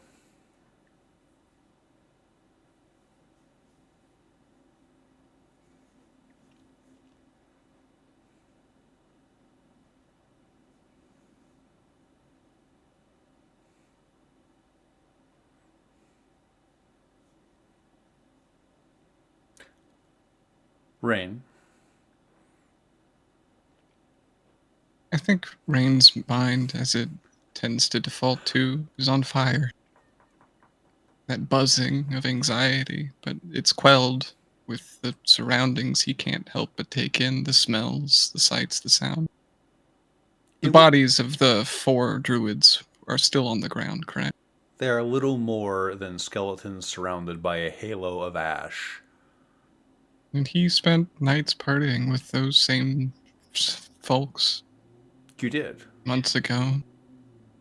You did. And now they are dead by your hand, by your sunlight. And he thinks to that sunlight as if perhaps he transgressed to take it back to that. He'll attempt the cantrip druidcraft to flit just a few petals in the air. You do so. And petals erupt from your fingertips.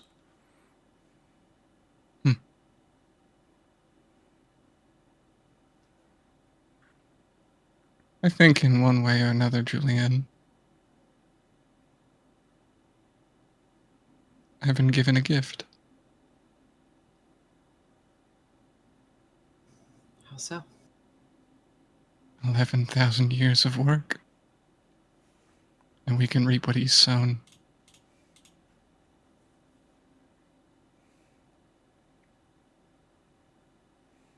Two armies and a third splinter faction all march on this little city.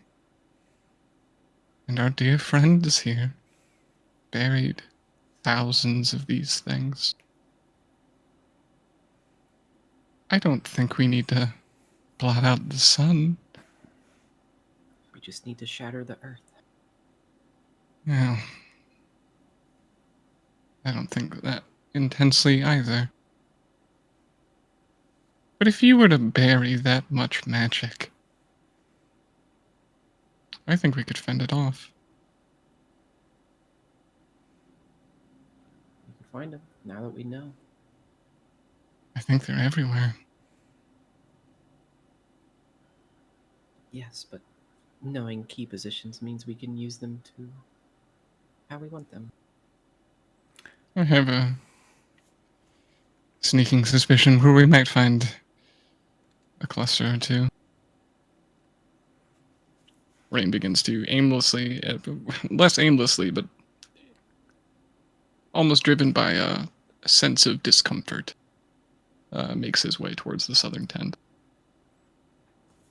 Presumably this is where Rain would have slept as well, correct? Correct. One moment.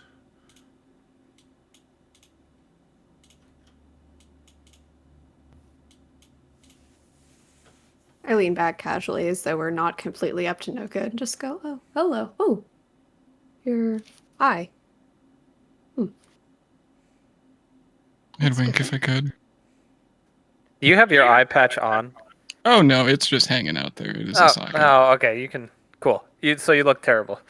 Yes.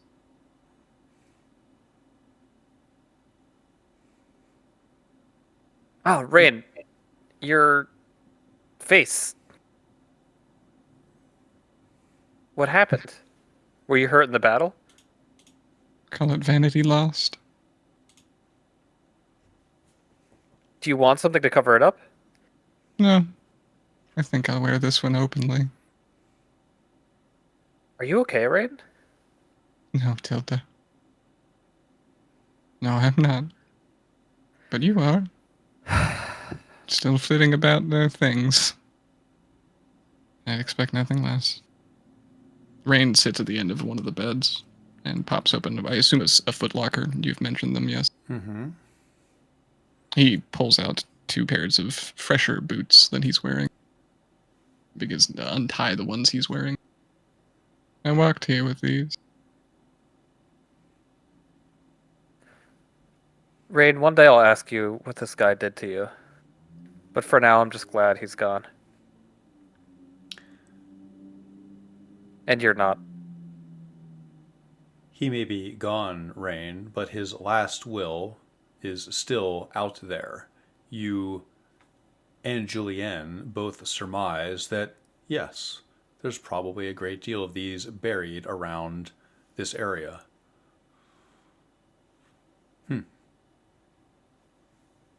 This As is- Tilda, Say, I'm sorry, what would you say, Ari?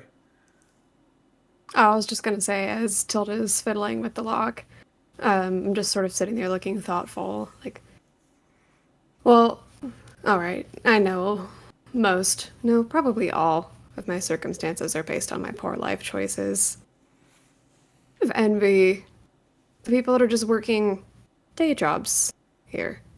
Do you think there's like, I don't know, spaces in Evening Star? You know, job openings, empty rooms, or do you think when this all Definitely. blows over, I should just blow on through too? Evening Star can't find enough hands with the current harvest. Maybe I'll check there. I'm going to cautiously approach Rain as if I were approaching a scared cat. He seems solemn, focused on the relacing of these old boots.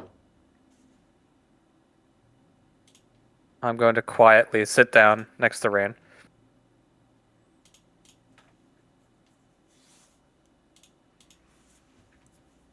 You have something to say, Tilda?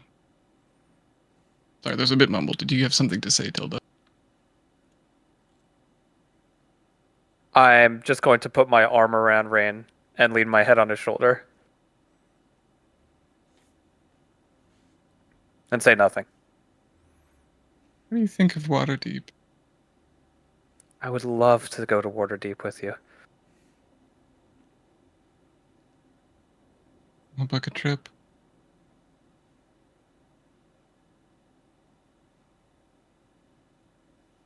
Tilda, Yes, Rain? you know she can't come with us, right? I can't accept that yet. Let's make sure that this place stays safe for her.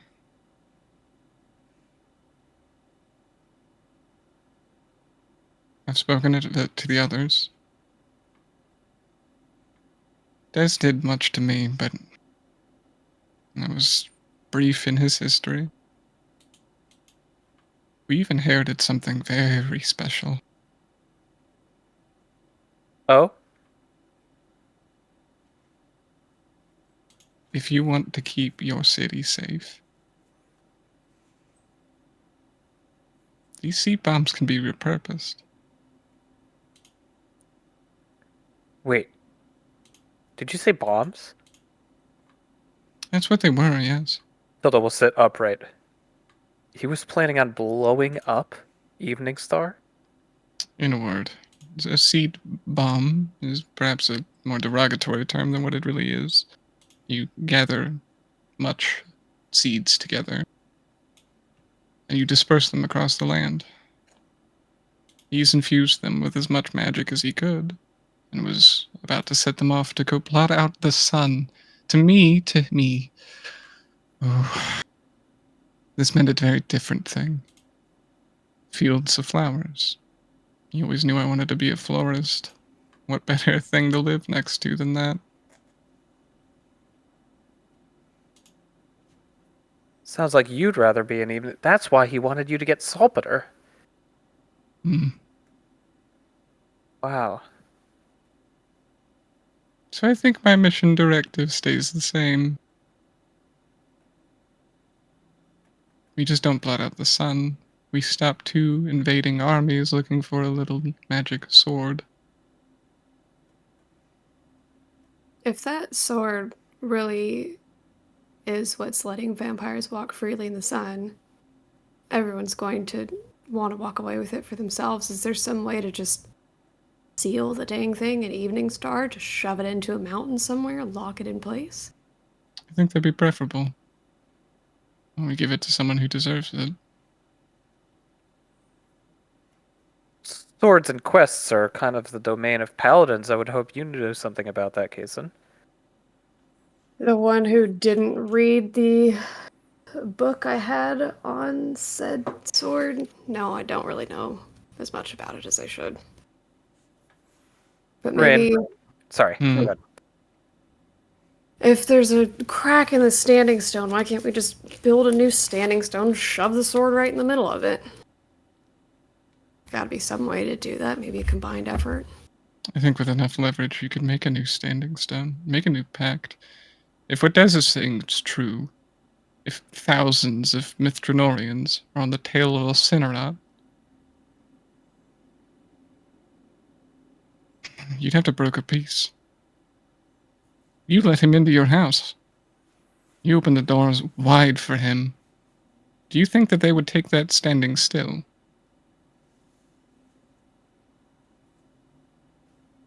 You have to make an effort to be better tenders of this place. I said as much. I don't agree.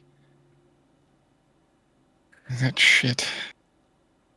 You're talking about no way dealing with Elcineret. I'm speaking of all of you. That pointed ears.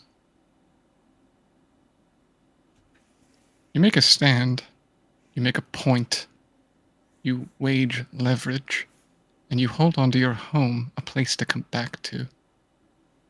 Those 50,000 Mithranorians will walk right over it. They won't be so kind as Elcineret, I don't think. He didn't have the backup to knock it all over. That wasn't his intent. Is the chest still open a crack, or did it close when Tilda let go of it? It closed when Tilda let go of it. This was something that Tilda saw for a moment while fiddling with the lock. Rain, I just want to slow you down for one moment. I know this is a very emotional time for you. You are talking about killing 50,000 people. I don't think we're going to kill them, no. You just want to threaten them? You need to bear fangs. You're a Threaten bunch I of could do. You're a bunch of farmers. There's no stopping that. Show them that you're better than those before you. Grit your teeth, bare your fucking fangs. And perhaps they'll let you live. Can we detonate these things remotely? I'm not entirely positive how they work. I'll have to look over them. I'll have Julian look over them. I'll have everyone I know look over them, admittedly. Questions better asked while they were still standing. I guess so. This was different from what the Fist used, right? They didn't get their hands on some of these. Oh, Kason. He stands up upright and embraces Kason. Your little stupid head brings... Oh. We need to talk to Noe's father. Wait, was I right about something? Possibly? Yes, I think we have an idea. I'd like to go back to being dumber when I didn't have ideas. Oh, but Okay, but still, there's something weird in that box. We should try to get that open at some point before we Take leave. the box. I'm leaving. Can I, like... Is this box, like, attached to the ground or anything? Like, is there... Can I peek behind it and, like, on the sides? Does it appear it's, like, attached to the tent, or if there's anything under it? There is nothing attached to the sides. It is a solid chestnut chest with iron corners. How heavy is it? With contents, 80 pounds. And I try to just pick it up and walk out with it, like, very gingerly. It's awkward, but you conceivably could. Yes, you can carry this chest around. You when you pick it up, you hear something sliding around the insides. I'm going to walk like half a mile per hour, trying to not jostle any mechanical parts in this thing. So I just watched Kaysen pick up an 80-pound chest and walk with care. Is that correct? All right. Tilda looks at Kaysen in a slightly different light. I figure if Ari can pick up a 60-pound box and walk around with it, Kay could definitely pick up 80 pounds, like no biggie. That's a bucket of battery. Tilda goes, "Whoa." Oh, this is Kaysen, nothing. He like lifts it above his head and then realizes he probably shouldn't be moving it that much. We'll just carry it until we figure out how to open it. Remind me to call you next time I move. You know, for all Ed's mocking my lot in life and putting me behind a cart, actually push a Sunmelon cart pretty good, I think. I wouldn't mind it. Honestly, that's kind of what I'd like to do after all this is done. Just like something mindless, physically hard, pushing a cart, something like that. You're just gonna like walk out and just look around. Where did everybody go? Oh, they're on the other map. One moment.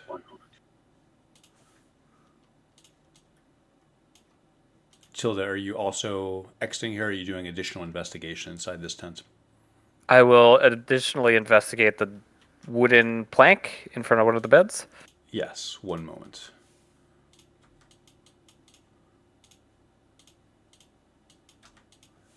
You investigate this wooden plank. It was made from a door. It's large and thick. The surface has been marred by something at 2 points in the upper left and upper right. There's a strange oily stain on it.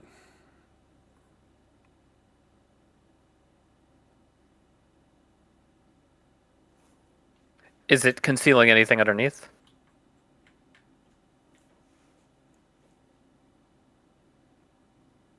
Can I pick it up, or is it like affixed to the ground? You can pick it up. I will pick it up. You do so. It's a massive door. It's more awkward than heavy, although it certainly is heavy as well. When you hold it to your face, it has a strange coppery smell when you hold it close to your body to wrangle it. Do I think this was doused in oil or something, used as a torch? You realize that this is another question that the ashes on the wind will be unable to answer for you. So tragic. I will make my way to the cabinet. Yes, Try the door. it's open. Unlocked. Look inside. It has 10 thick jackets of various colors and sizes. Some are brown, some are black. One is a faded purple.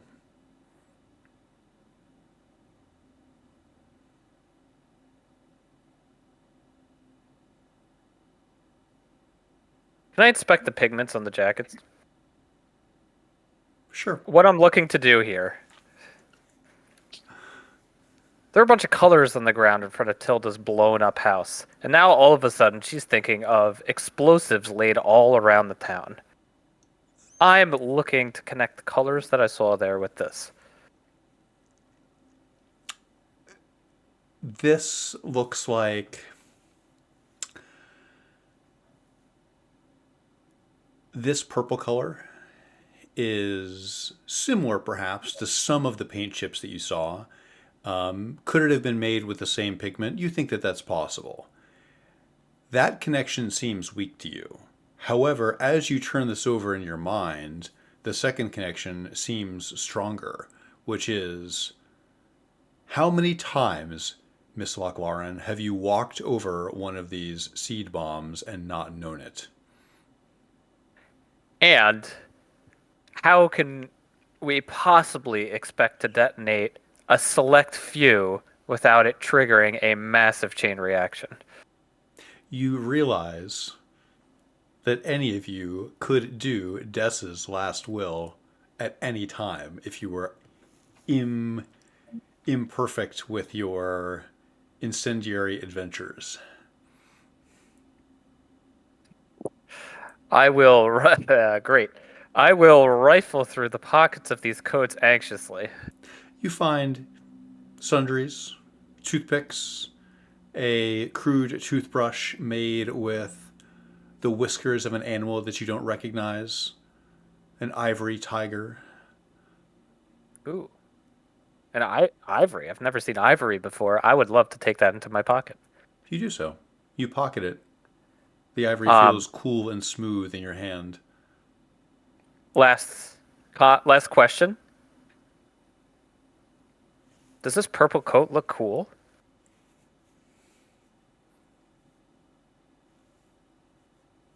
Yes, it does. Oh, it's on. I'm wearing this thing. It's a bit big on you, and here in the warmth of the day, it's a bit stifling. You can tell that there's goose down or something similar in the liner, but it's comfortable. It fits you reasonably well and will keep you warm on the approaching winter. You had asked your mother if she would get you a jacket for the upcoming winter, and now you wonder if you found it. Purple's cool. It matches my notebook. I'm taking it. It's the color of Mystra anyway. And I'm going to bound out of the tent.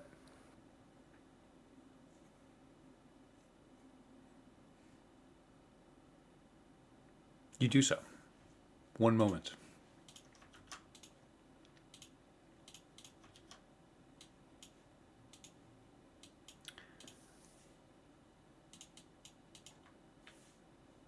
Julianne, Jucky,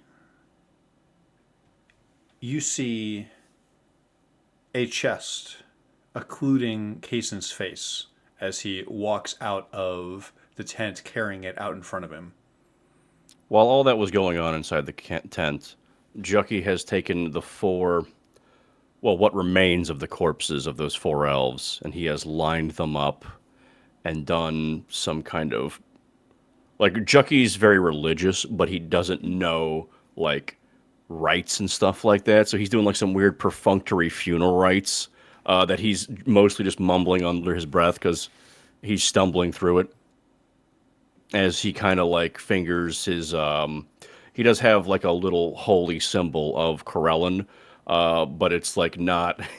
It's like a hand-me-down. It's like made out of string that's ready to snap, and it's wooden. You know, it's got like a little wooden crescent.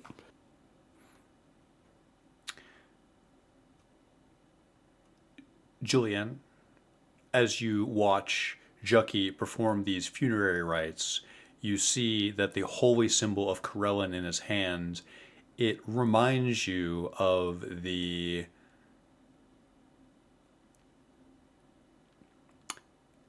Sometimes staying in an inn, there will be a holy symbol in the room as a general way of providing protection to the denizens there. And it's nearly always something cheap from twine and cheap soft wood. This reminds you of that.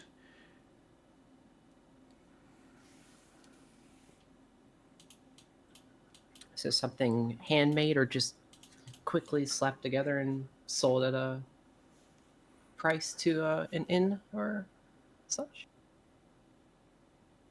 It definitely looks handcrafted, yes.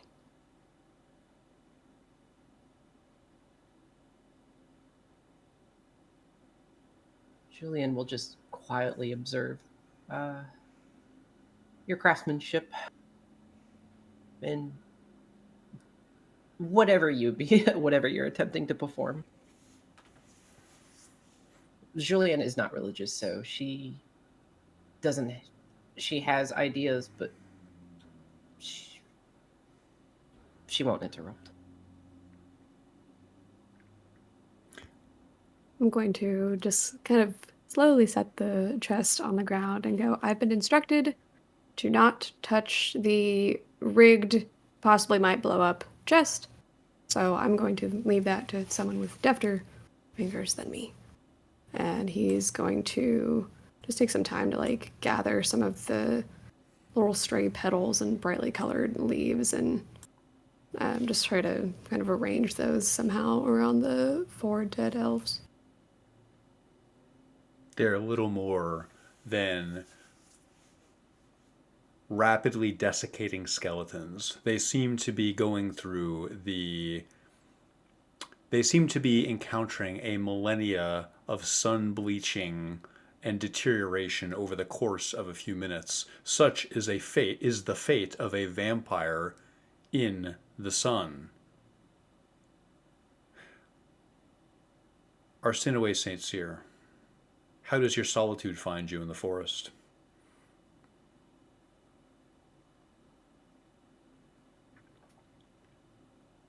I think that it's nice to hear the continuing bounty of Shantae.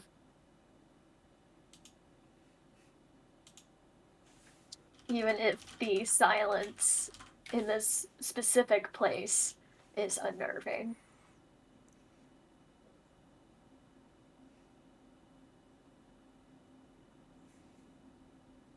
I think she's coming to realize that she expected coming to this place would solve something, be the linchpin in something, and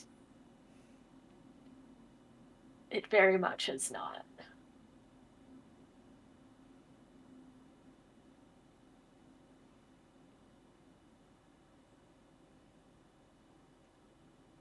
But I think hearing activity, people coming out, conversations, she'll drift back through the trees.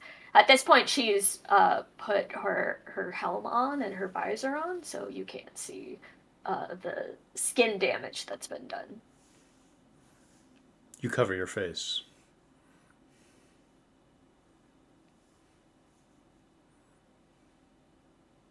The sun glints off your visor as you approach. As Jucky and I are kind of leaning over a dead body in a similar shared space, I'm gonna like look up with kind of that awkward intent of like I want to make conversation, but I don't know how, and it's really awkward circumstances. And just say, I've heard Corellin has a stronger voice than a lot of the other gods at this time. How does Corellin guide you?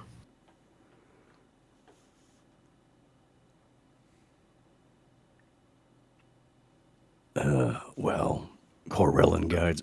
Pardon me, hold on. Well, Corellin guides me through Alcinerat right now.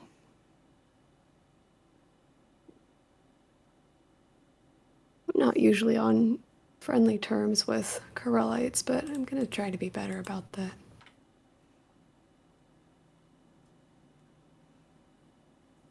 Thank you for jumping in and helping us.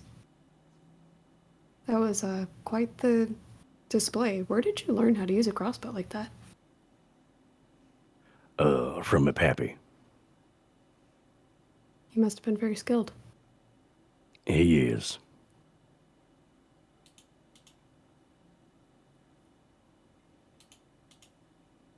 What's with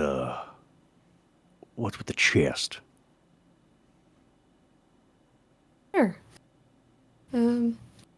Zelda caught a peek inside it, but I didn't see what was in there. It appears to be trapped.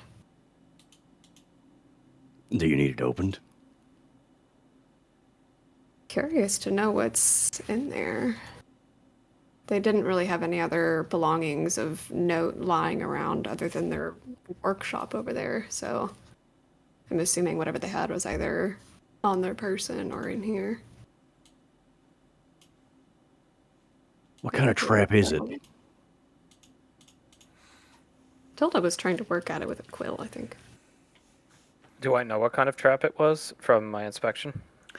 You could see a small glass reservoir containing a pale yellow liquid. It's either a poison or an explosive. Based on this camp, I would guess the latter. And if we trigger it, we might risk destroying whatever's inside. Well, then I guess I probably couldn't be much help.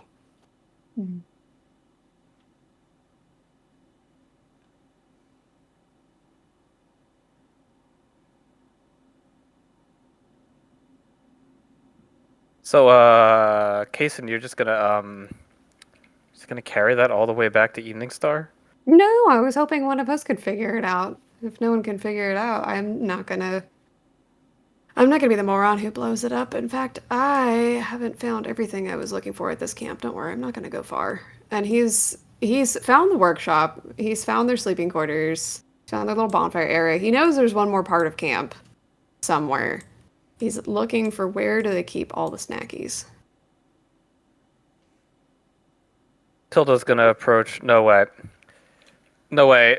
You've taken a healing potion off screen for me. How grotesque do you look?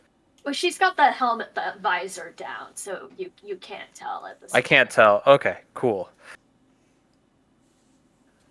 And she's definitely studying the chest with some interest. And as Tilda approaches, she says, "Sorry, I was only partially paying attention. Do you know if the lock was arcane, mundane?"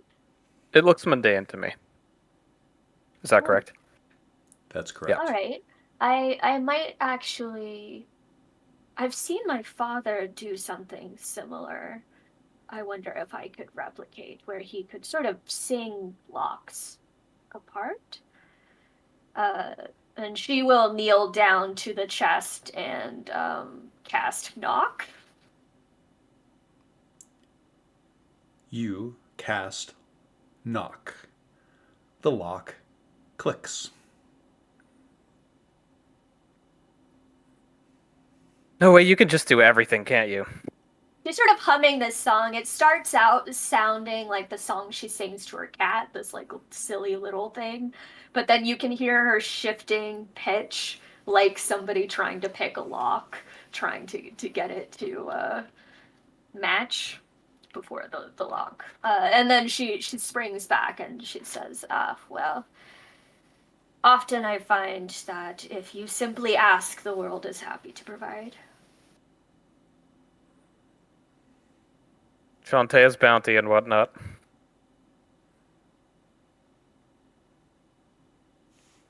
Well, open it.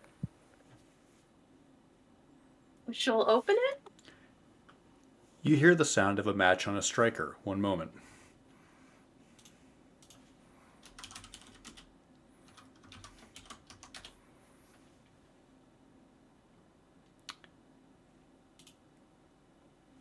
Both of you take 29 fire. There is a massive explosion. For a brief moment, you hear the sound of a match, and you wonder what's going to happen. From inside the chest, it briefly holds its form as an explosion forms within. Shrapnel, pieces of chestnut and iron, are thrown in a 15-foot radius. Julienne,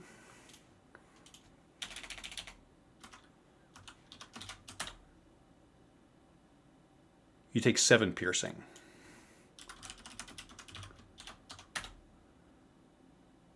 Tilda and Noe take 9 piercing. In addition to the 29 in fire? In addition to the 29 fire occurs at the same time if this matters for the purposes of, well, you probably know what it matters for the purposes of. Through the campsite, an explosion echoes. Noe, your helmet is pressed to your face by the fire. She's down. You are downed. Tilda, what is your physical state? I'm up, but I've felt a lot better in my life. There is shrapnel in your face. You draw in a breath. Your lungs feel scorched. It's like you're breathing fire. Is the ground on fire right now? No. There's a brief and sudden explosion. You can smell what smells like alcohol in the air.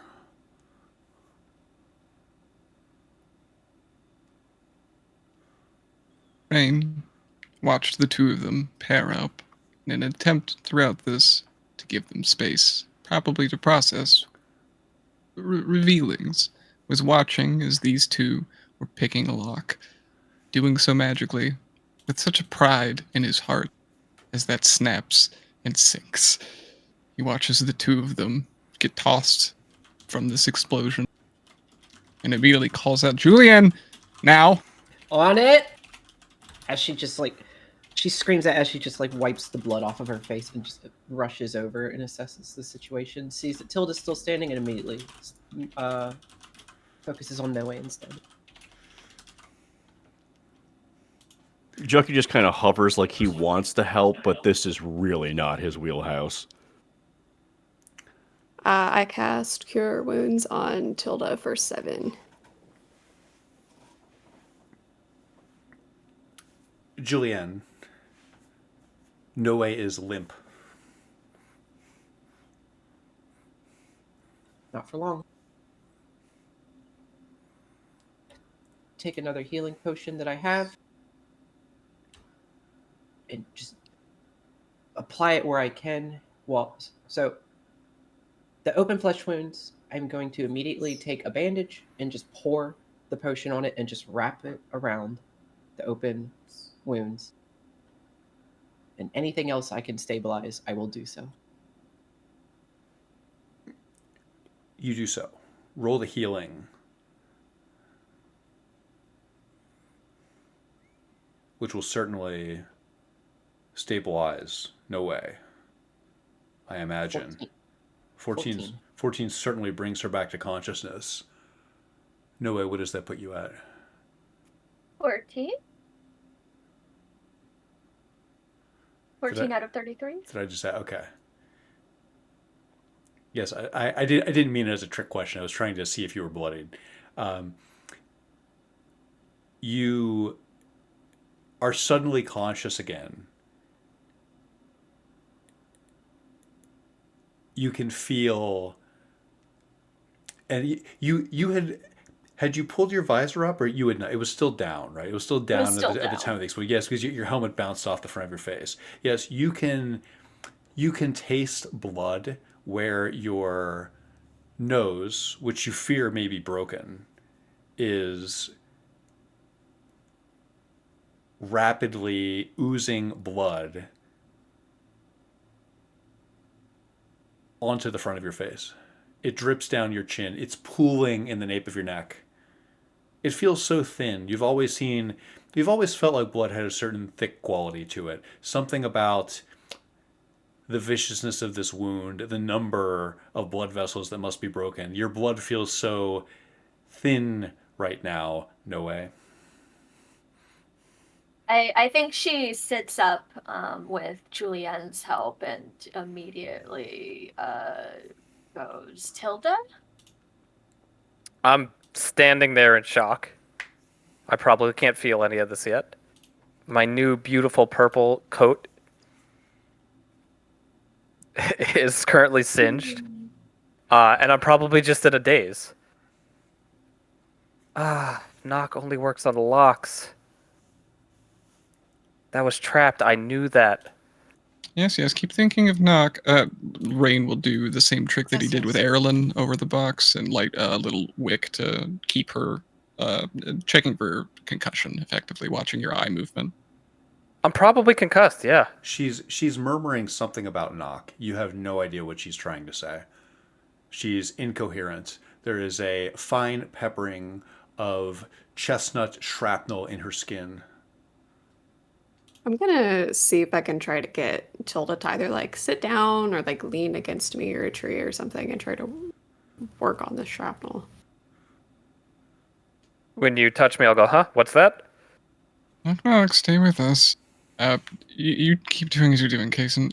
He'll rummage through his pack for the medicinal kit that he does have, and to try seeing that Kaysen is trying to peel out the little bits of splinters, produce tweezers. That's the word. Thank you. Yeah, distract her as much as you can. I'll let you work on me, kind of absent-minded. You feel perfectly fine, Tilda. For some reason, they're doing something to you. I'm sure my ears are ringing, and I'm kind of in a daze. So I'll just allow everything to happen. You're in a daze. You feel perfectly fine. You feel calm. As he's working in Kaysen is just gonna like start just randomly just like info dumping little animal facts. Just rambling little nature guide stories. That's fine. I can't hear any of it. Is Noe facing us or the tree? She's well, she was facing the chest, so she's probably facing you.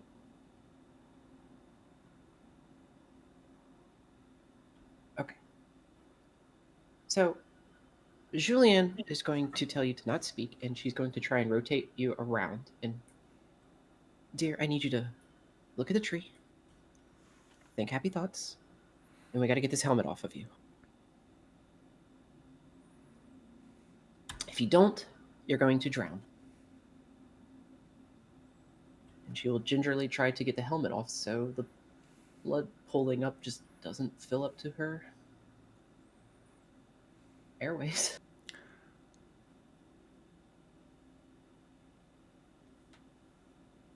A cascade of blood runs forth when you take off Noe's helmet. You see her face for the first time since she put her visor down. Her visage is spectral. Her cheekbones seem almost exposed. Her features are increasingly sharpened. She looks striking in the same way that a skeleton does.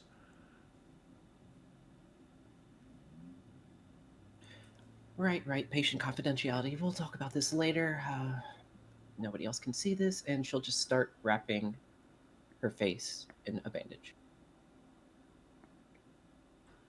Across the cuts and anywhere else. Tilda, your nerves suddenly fire. You receive auditory information that was lost to you a moment ago. Kaysen is saying something to you. Something about Tarblacks.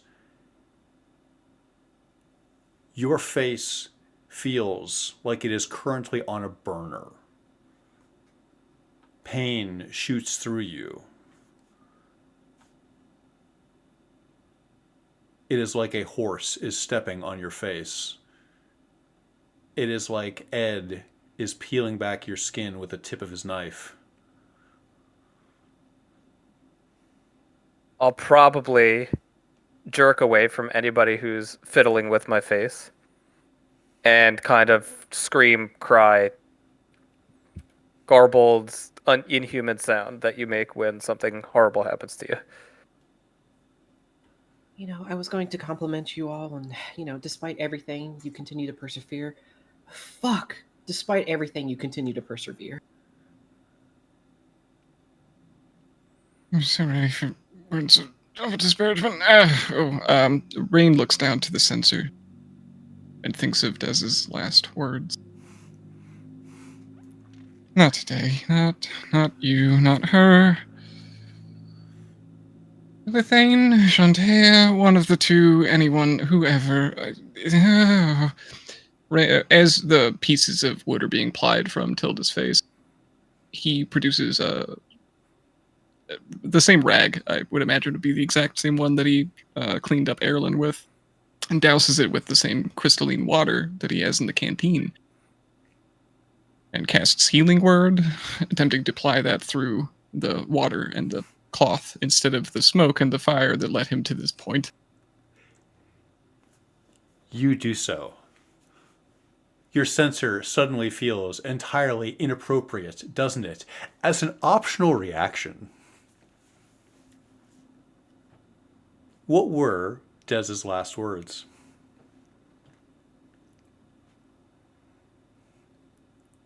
What will you get? Something. What will you lose? Something else. Do you know Dez's last words? Do you remember? If Cthulhu is the flame, then Shar is the smoke.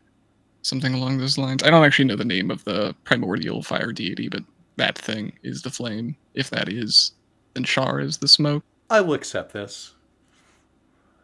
Noted. He feels a bit tenuous about attempting to reach out to either of those entities at this point. You feel a sense of profound apprehension at all of this. Yes, who will you reach out to? Will you light that sensor again? I don't think he will. A different kind of rain, if you will. A wet one?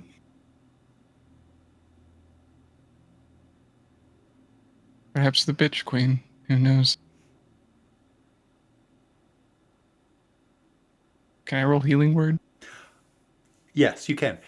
You reach out to, hold on. You reach out to Umberlee during this time? Is that what you said? Is that what you implied? You reach, go ahead, please. No, yes. I think in the tumultuous state that Rain finds himself in, and the poetic nature of his name leading to Rain of Fire and all of this, he thinks of the only opposite that he could. He doesn't think that Shantea is the one that would lead him there, but water is the inverse to this. So probably Umberlee is the first one that would come to mind. There isn't really a water deity in the Seldarine, I don't believe. If there is, then that's not a Wikipedia article in the back of my brain. In this moment, I think you reached out where you reached out. Agreed. You reach out to Umberlee. Carefully noted. You wonder inside of you, Rain, if something has been changed. 7 points of moist healing.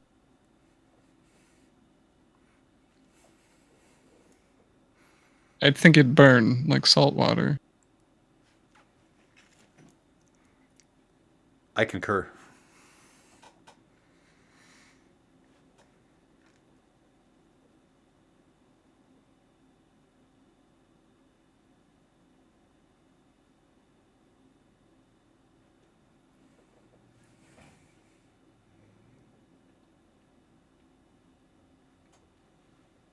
Did everything inside the chest blow up? You look around to see there was something inside the chest, right? And on the ground near where you and Tilda had been working, you can see the outline of the bottom of the chest. And there is, covered in soot and a fine layer of carbonization, there's a longsword. There's also a bracer. Looking at the bracer... One? Like not a set, just one? Correct. Just one.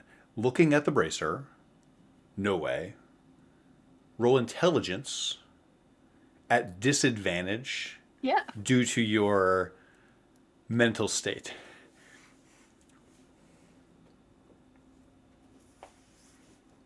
Rolled a 6 twice. With your resounding 6. Just looks like a metal bracer covered in soot now. Sure is bracer shaped. It is. The longsword is interesting. You'd have to inspect it more to find anything else out about it. But yes, the objects that you did not know about, Tilda did. The objects in the chest are present and don't seem to be particularly damaged beyond repair or anything like that. They certainly still exist, and both are metallic. You can discern that much with your double sixes. The devil's number.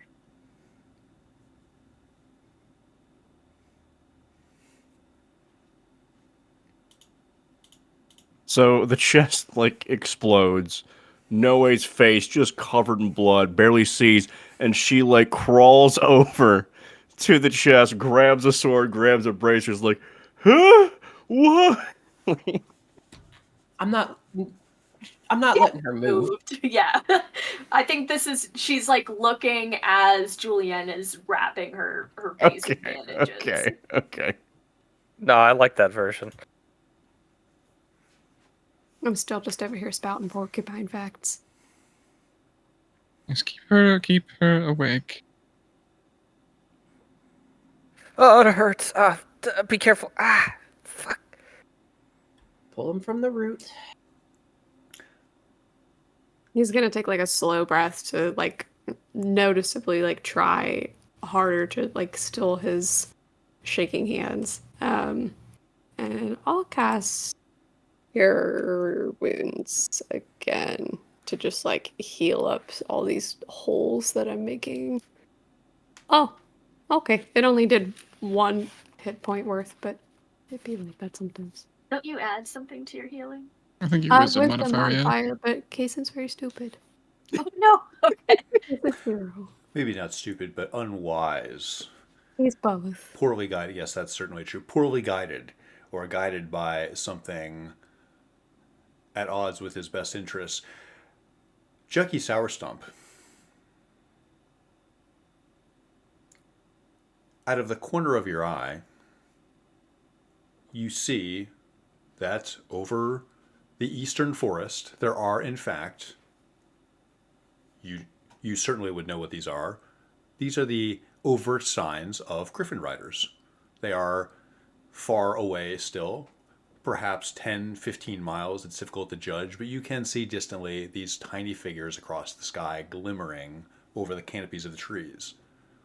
And you realize the sun is moving in the sky.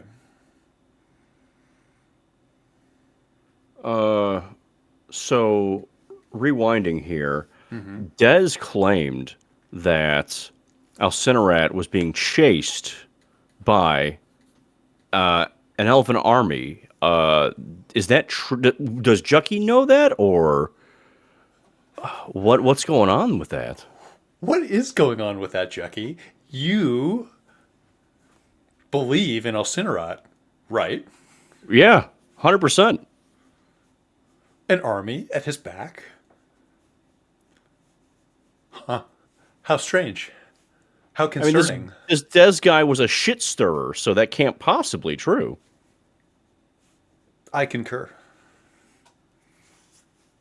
Just stirring the shit of the world, which is what people like him tend to do. That's right.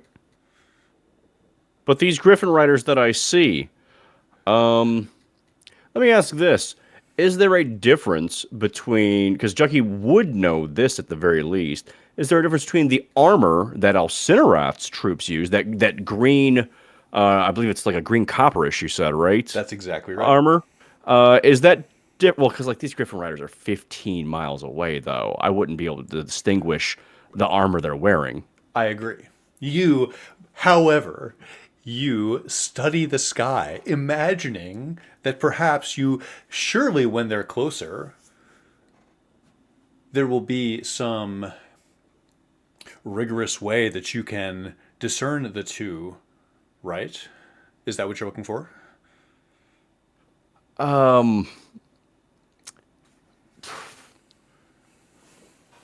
mean, are they headed this way? This is for sure not Alcinerat's guys who are headed southwest Correct. to Isherin? Correct. Okay, yes. Not only is your recall correct, however, your inference is correct as well. That this cannot be Captain Erlin. This cannot be anyone accompanying Alcinerat.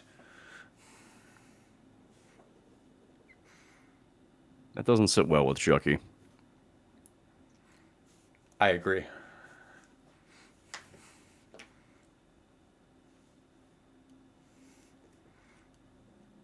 I'll look up and just kind of quietly mouth to Jucky, "What is it? What do you see over there?"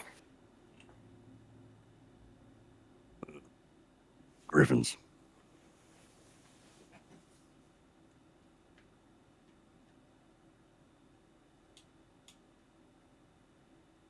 Oh, also before the explosion, we can go back to this later, but I attempted to raid the camp of all food it had.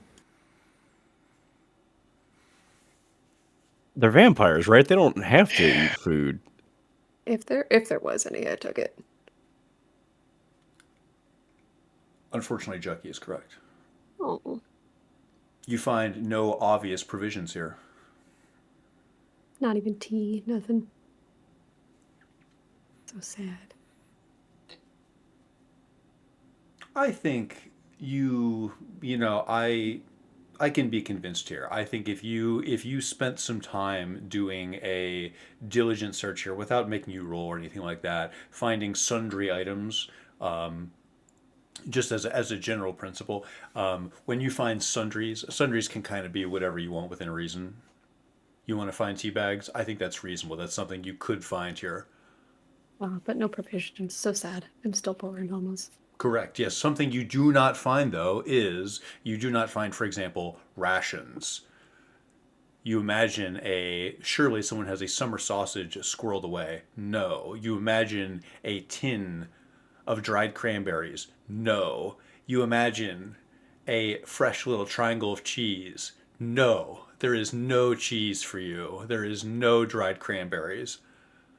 But So you sad. but you do find a trio of, dare I reuse the word, desiccated tea bags. But as Juggy is looking off to the griffins, I have like this moment of clarity, and I'm like making sure I don't have the tweezers applied to Tilda's face as I kind of stiffen and sort of look around. Like, I know we should take our time tending to everyone, but I'm a little worried that explosion might have drawn some attention. You're probably not wrong. Throughout the moments passing and the tending, is it within the reason of the two medics at hand that they would be travel ready, as in they could move without damaging themselves too much further, or is it more of a Yes. Okay. Jucky offers to carry one of them just in case. They are, from the perspective of both Julianne and Rain, mobile. They are ambulatory, no movement penalty. They're certainly having a bad time, but this was mostly surface damage from being scorched. This was burns. This was an explosion. This was the shrapnel of the chest. we shouldn't tarry too much longer? You're not wrong. I'll take like a spare cloth and put some water on it and hand it to Tilda and say, just keep applying this. It'll cool off some of the sensation. And once he's done with the shrapnel, he's gonna go peer into the chest. I kind of imagine we'll all sort of do that at the same time. As they're doing so, Rain will be leaving briefly to do something else. But carry on.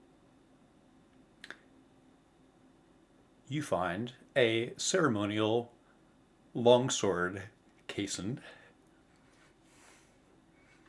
You find a metallic bracer. Brace. What does the bracer look like first?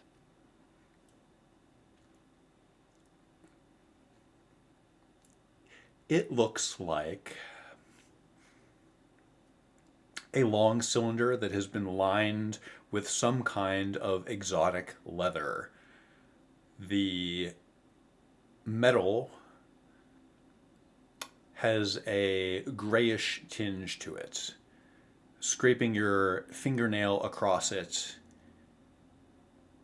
it doesn't feel like iron. It feels lightweight in your hand. The sword is an interesting design. It seems familiar, but also it's been pushed out of your mind, perhaps. You don't know exactly what it is, but something about it seems like something that mattered to you once. I'll push a little bit of the soot off, but also sort of slide it towards Tilda, kind of giving her the honor of, like, you helped bust this thing open. You take a look at it. I will dab my face and take the item and look at it, but I mean, Tilda, you can tell it's not magical. Who cares? Like, what is this thing? All this for this sword? It's all blackened. I don't even care. I'll give it right back. Doesn't seem enchanted. It's not magical, and what's the point of any of this? The one that opened the chest.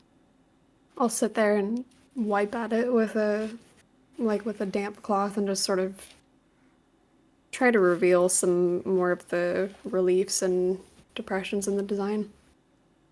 You do so.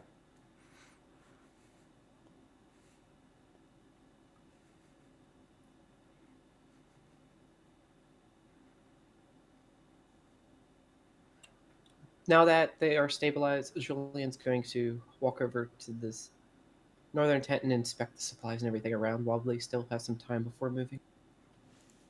Julian, you find 2 sets of barrels. A number of them are full, and then a number of them are empty, and they seem to be grouped that way. The ones that you are near right there, these ones are still full. And you can detect that whatever's inside of them is heavy and sounds pelletized.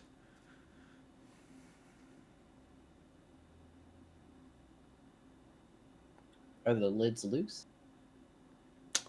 No. These barrels are sealed. Surely there's some stray pellets around the barrels as they get cracked open and moved. Absolutely. In fact, you look for some of the individual pellets, then you find an entire pile of them. Looks like charcoal, perhaps. Very dense charcoal. It has no special significance to you. It looks like the sort of thing you'd use to start a fire, but not quite. You've seen a lot of substances, and this one does not have an alchemical value.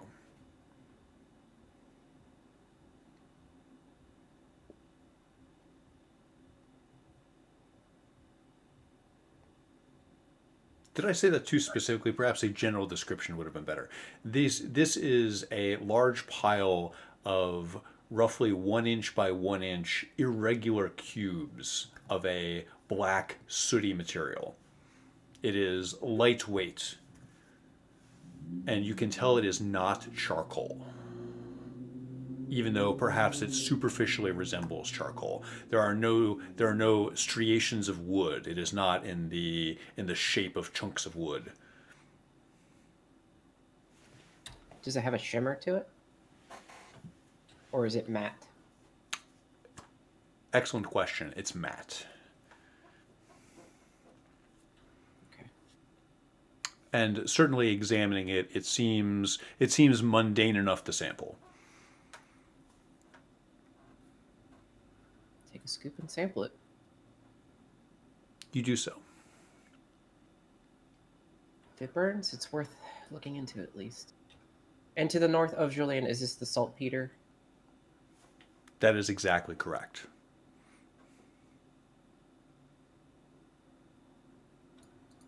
Going to make a inference that however they combine the saltpeter with this black pellet is causes some kind of reaction, so she's going to make sure they don't touch.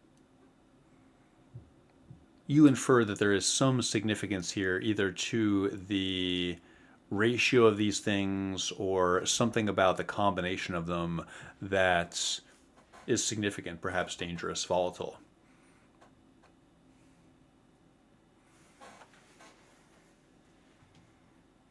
She will gather what she can in separate containers and keep them separated as she does so. You do so. You have a sample of matte black coals and a sample of pure saltpeter.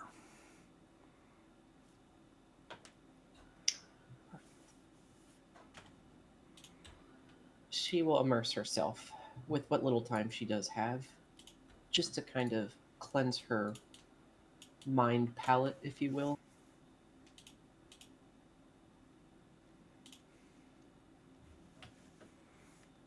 as this plays out, and hopefully the attention is brought more to the sword and the bracer and the alchemical supplies flitting about, Rain will tuck his head into the tent one last time.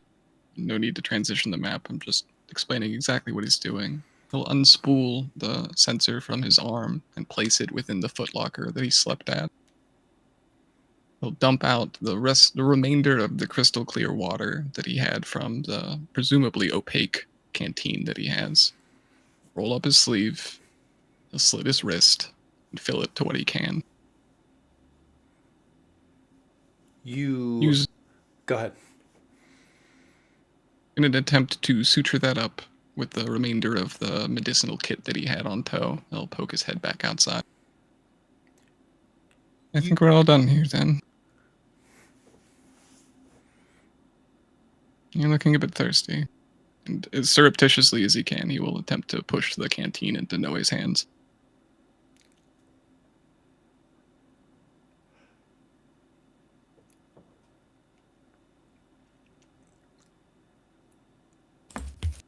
You should move. No way.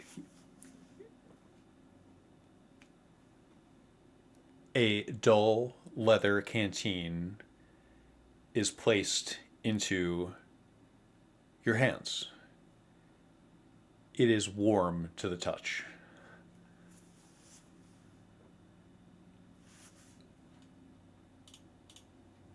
Rain will attempt to make no big movement of doing so. Yeah, I think she doesn't immediately think anything of it, and someone trained in medicine has just handed her something, so she goes to take a sip and then freezes upon realizing that it's not water. And I think in that moment does not go to drain it, but she does close it and keep it close with her. It is very odd, I think, knowing exactly what your friends taste like.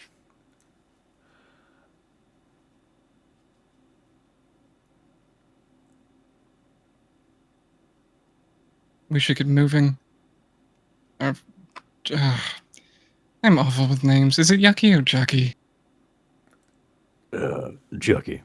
Jucky. I think you're right. We need to go. I don't think we're particularly welcome here anymore. Take what we can and stabilize yourselves. Yes, Tilda. Before we go, I just want to remind everybody that mistakes like this and fights like this and big things like this are the stuff of legend. And this is what stories are made out of, whether right or wrong. Tilda casts Song of Rest. Everyone gets a short rest. You gain the benefits of a short rest immediately.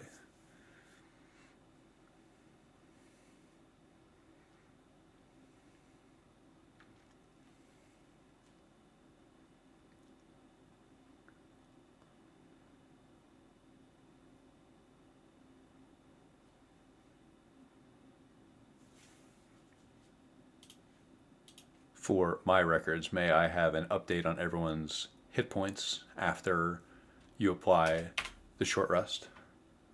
Never took damage. Same. Oh, look at you. Look, not for lack of trying, okay? I mean, everybody rolled up and just started critting on a surprise round. Sometimes that happens. I'm at max now, so 33.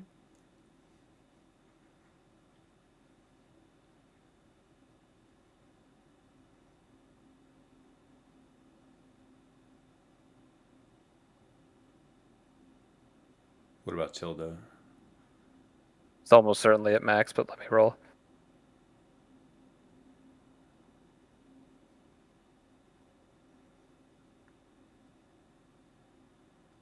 Yeah, she's definitely at max. Noted. Since she cast that, would that refresh my use of Channel Divinity if I have to finish a short or long rest to do it again? Yes, it does.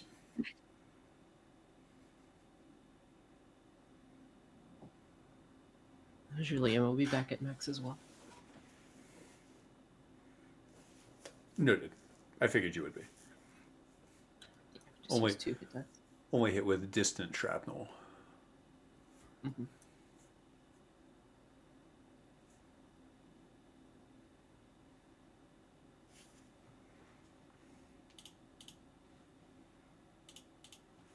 Do you not feel roused by my speech? It was very pretty, Tilda. Thank you. Something's important to each of us, and you get to decide what that is to you. I think I already did. Speaking of, Kaysen, for your, again, brilliant thoughts. I don't think I'll be needing these anymore, if you want them. And Rain will produce a little wooden clasp box. It has the emblem of the Denevere house emblazoned on a little bronze placard. You've seen him open this thing a number of times to put things into the sensor. Inside are little pouches of burnt lavender, or not burnt, my apologies, smoked lavender and chamomile. He takes it with a like very obvious aura of gratitude about him, because he has a positive association with these smells, and it sort of helps keep him in the moment. And as he takes it and thanks Rain, he's struggling to find clarity and is sort of just sitting cross-legged on the ground with the blind haze that past guilt can bring, as he's looking at these things in his lap and wanting to know what they are, but also not wanting to take any of it in. It may be a bit smoky, but tea. I'm sure you could make some. Thank you. Does anyone else want to come take a look at these? I mean, we blew up a chest for them. I'd He's rather like not. desperately trying to pass them off to anyone else. With an inclination of who they belong to, Rain declined.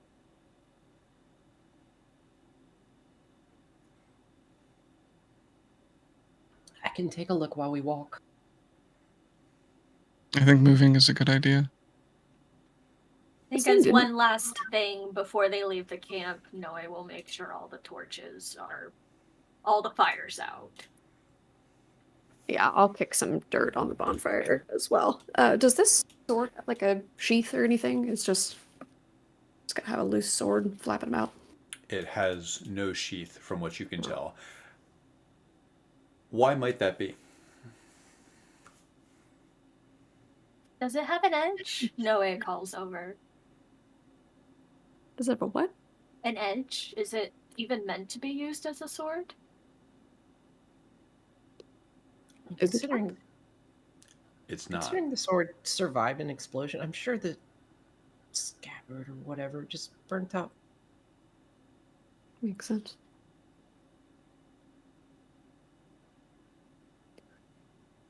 Since he doesn't, since it's not identified positively and there's no sheath, he will wrap it up in the orange wrap that he wears around his shoulders and tie that around it, so it's obviously a sword, but the sword itself is hidden from view.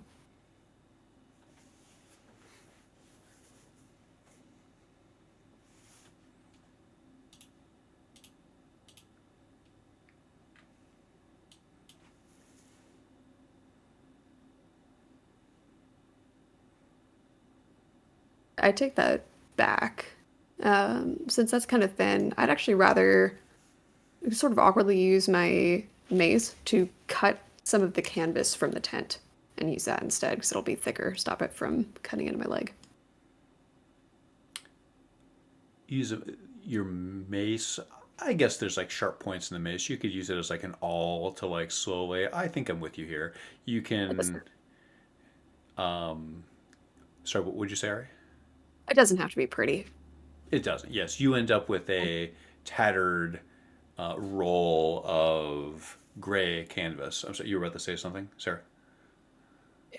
Julian is just going to walk over and hand Kaysen a small knife. Oh, thank you. Truly the just greatest sigh. mistake of the party. She'll just sigh and just walk away. As you wrap up the sword case, and you wonder what this could be used for. It doesn't have an edge. It doesn't seem magical. Tilda didn't seem to care about it. And yet, something about it scratches an itch for you. What is this sword? I think he's just this tide of his own thoughts is pushing away any insight he might gather from this.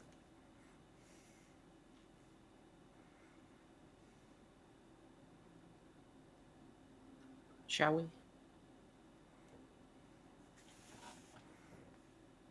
Onwards. Hilda would like to pull out the ivory tiger statuette Mhm. that he extracted from one of the garments Mm-hmm. and study it. It's clearly a one-off, certainly handmade. Whoever... The outer edges have been smoothed, and they're... Do you know what I mean by quick? It's like quick under your touch, and you imagine that this is probably from skin oils, from it being held. The inside edges, where it would be difficult to sand, like between the legs of the tiger, the surface is unfinished. These different qualities give it an amateurish touch. The face of the tiger is simple, rounded. It looks like at one point there were whiskers, but they snapped off and became worn down.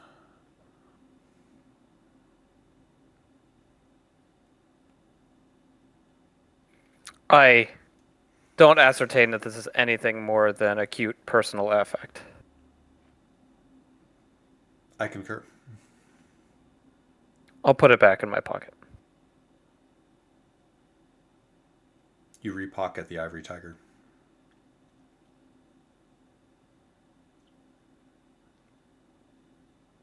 As they're on the way out, Rain will attempt to pull Julianne aside as surreptitiously as possible. Whenever we do fix this, I may have been a bit incensed back there. But eye patch sounds better. If not for me, then for them. He thinks to the disgust of Tilda and the few others that pointed out the lack of accoutrement. I agree. I can fashion up something, or several. I can simply just wrap your head in a bandage for now, too, if you just want to give them the reprieve of the sight. But it's your decisions. It's Better now than later. I think with the assistance of Julianne and the various bedding materials around, they can find something to wrap his head in.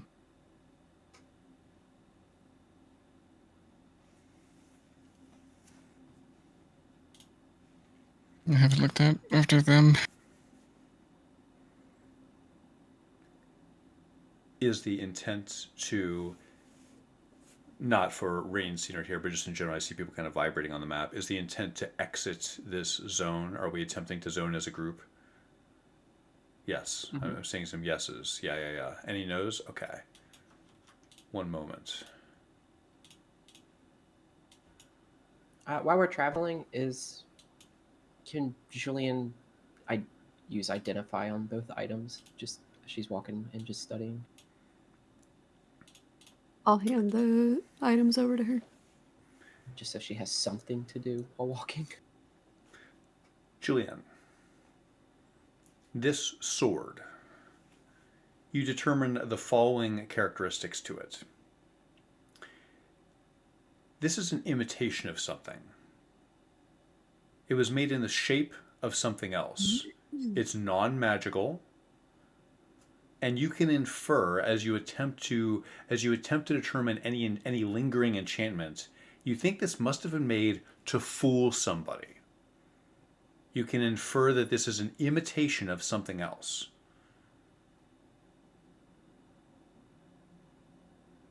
For the bracer.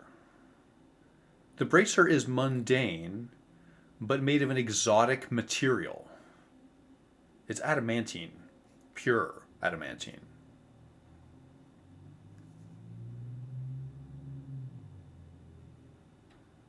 They come across adamantine out here. Why isn't it dust? You know full well that adamantine turns to dust in sunlight. That's a good point.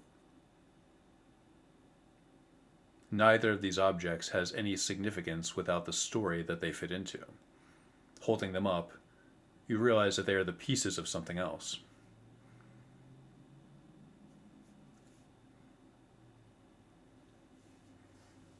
Does it look like anything to you? No, they look like substitutes, if you will, like a key of a sort. Like it's supposed to go somewhere or be replaced with something. These bracers are adamantine. They're supposed to be dust, and they're not.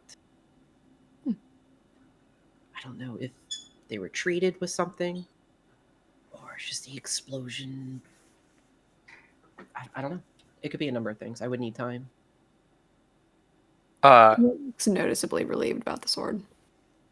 Did you know? I've read that the Drow make all of their weapons and armor out of adamantine. Do tell. Well, supposedly, when it sees sunlight, it crumbles to dust, and you can't take it out of the Underdark. Fuck. As I mentioned. So why is it not dust? I don't Yeah. know. Why are the vampires not dust? Maybe it has a tie to it. Maybe it's treated with something that has no enchantment. Is it? Again, I would need time. I don't know why I'm not dust right now.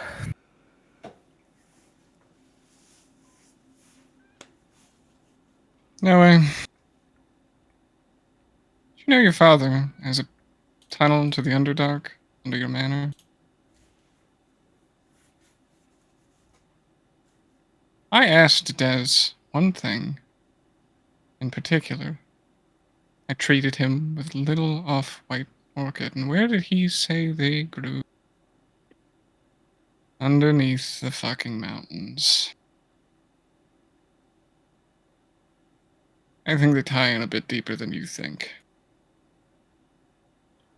Specifically, areas high in limestone.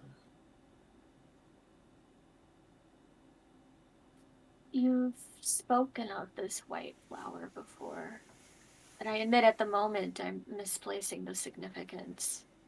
It saved Des's life. He said as much.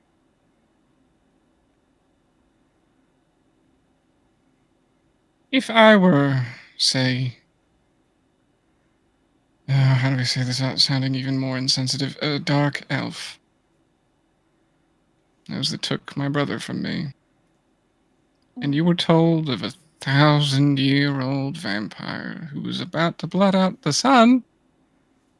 You think you'd work with him? Perhaps. I think it would be. Admittedly, my mind goes to the artifact that we've been hearing about that's supposedly is responsible for allowing me to walk around outside. It surely would have the same effect. Mm-hmm. But how does it distinguish those that can and cannot? No way. Rain is trying to say your father had a connection to Des and the Underdark. I think there's like a long silence at that, and she says, I think the problem for me is that if my father knew about these white flowers, he wouldn't still be ill. It's because he doesn't know how to use them entirely. I think I have you're all theories. underestimating my mother. I don't think I am.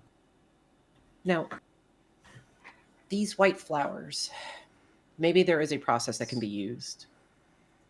And that's maybe it's a medicinal or something like that, and it's given to you. Maybe Des took it. And maybe that's why you can survive the sunlight. Maybe it was made into a lacquer, and that's why this bracer is not disintegrating into the sun. There's possibilities. I'm sorry. Are you an expert on this when 3 minutes ago you didn't even know where it came from? I'm making assumptions.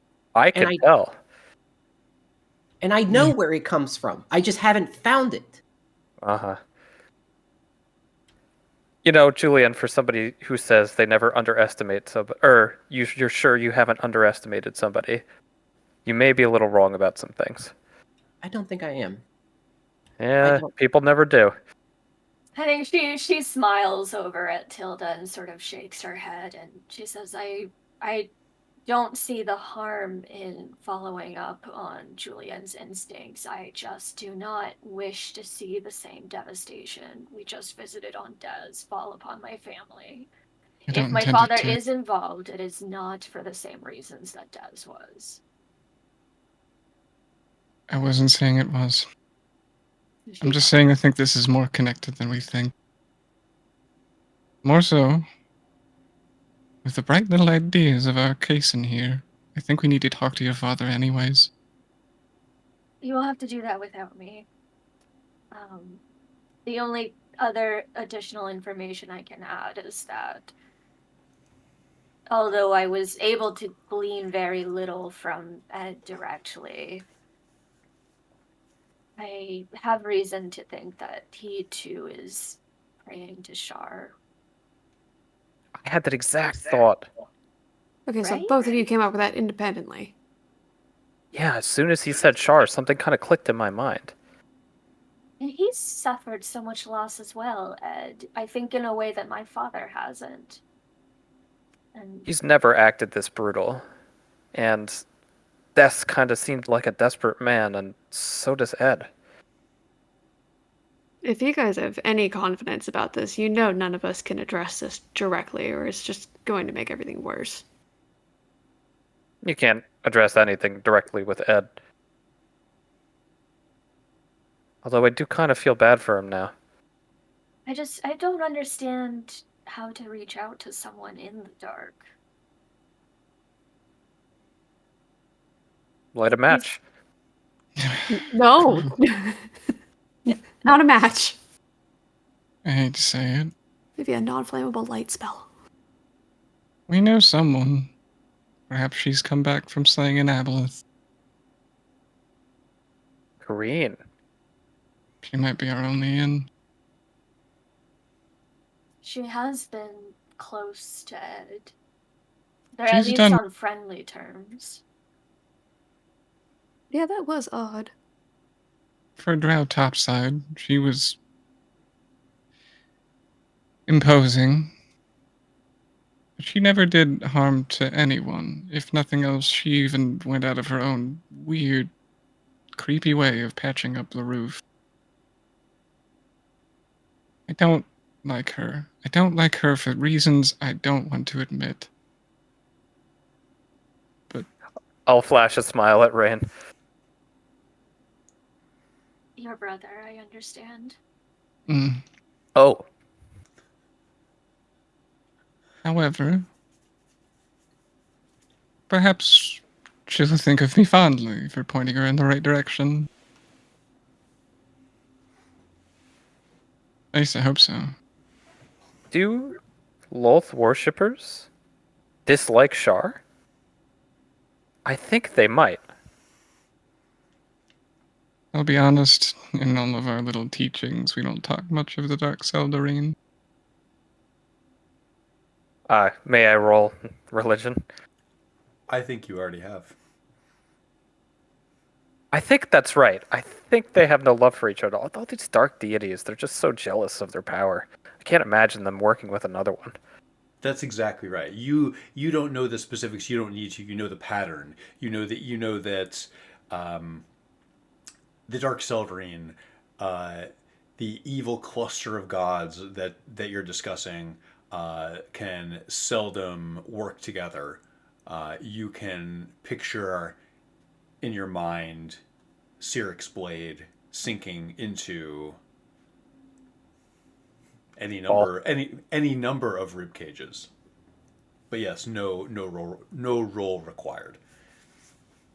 In either That- case, we have 2 armies marching here. Time wanes very short. If what we need is there, I think we make haste. Rain, I think she turns to Chucky and says, I myself didn't understand what Duz was saying about the 2 armies. Lord Alcinera acted as if he had the power of the elves behind him. Granted, he did not stick around to fulfill the promises that he made, but You see Jucky kind of nervously fidget with his hat. And he says, I wouldn't put much stock in what that man said personally. the only thing I can think of is, of course, that he does know Erlen is a vampire. And I don't know enough about him to say whether he would choose his son over his people.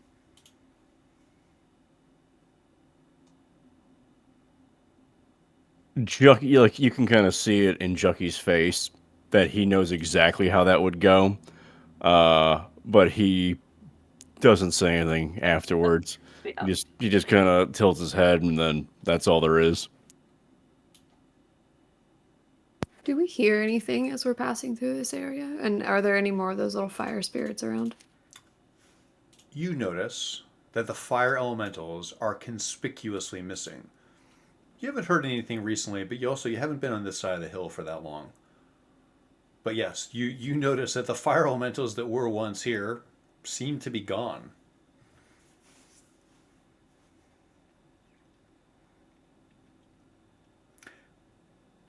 Chucky, if I may ask,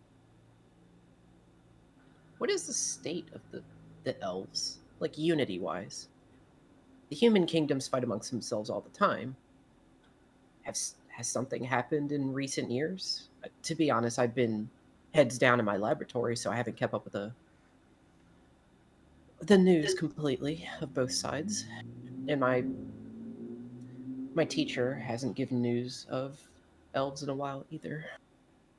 you have heard of the Crown Wars, haven't you? I'm talking in the past 2 years, Tilda. So, to Jucky's knowledge, is there anything going on with, like, elven splinter factions? You know that after the Spell Plague, there was a great schism inside the Cormanthor, wherein 2 factions emerged. The Coralites, of which Alcinerat is the spiritual leader, and those loyal to the Seldarine as a whole. As far as you know, Jucky Sourstump, this would never be a violent schism, but rather a philosophical one. Is one side more prevalent than the other?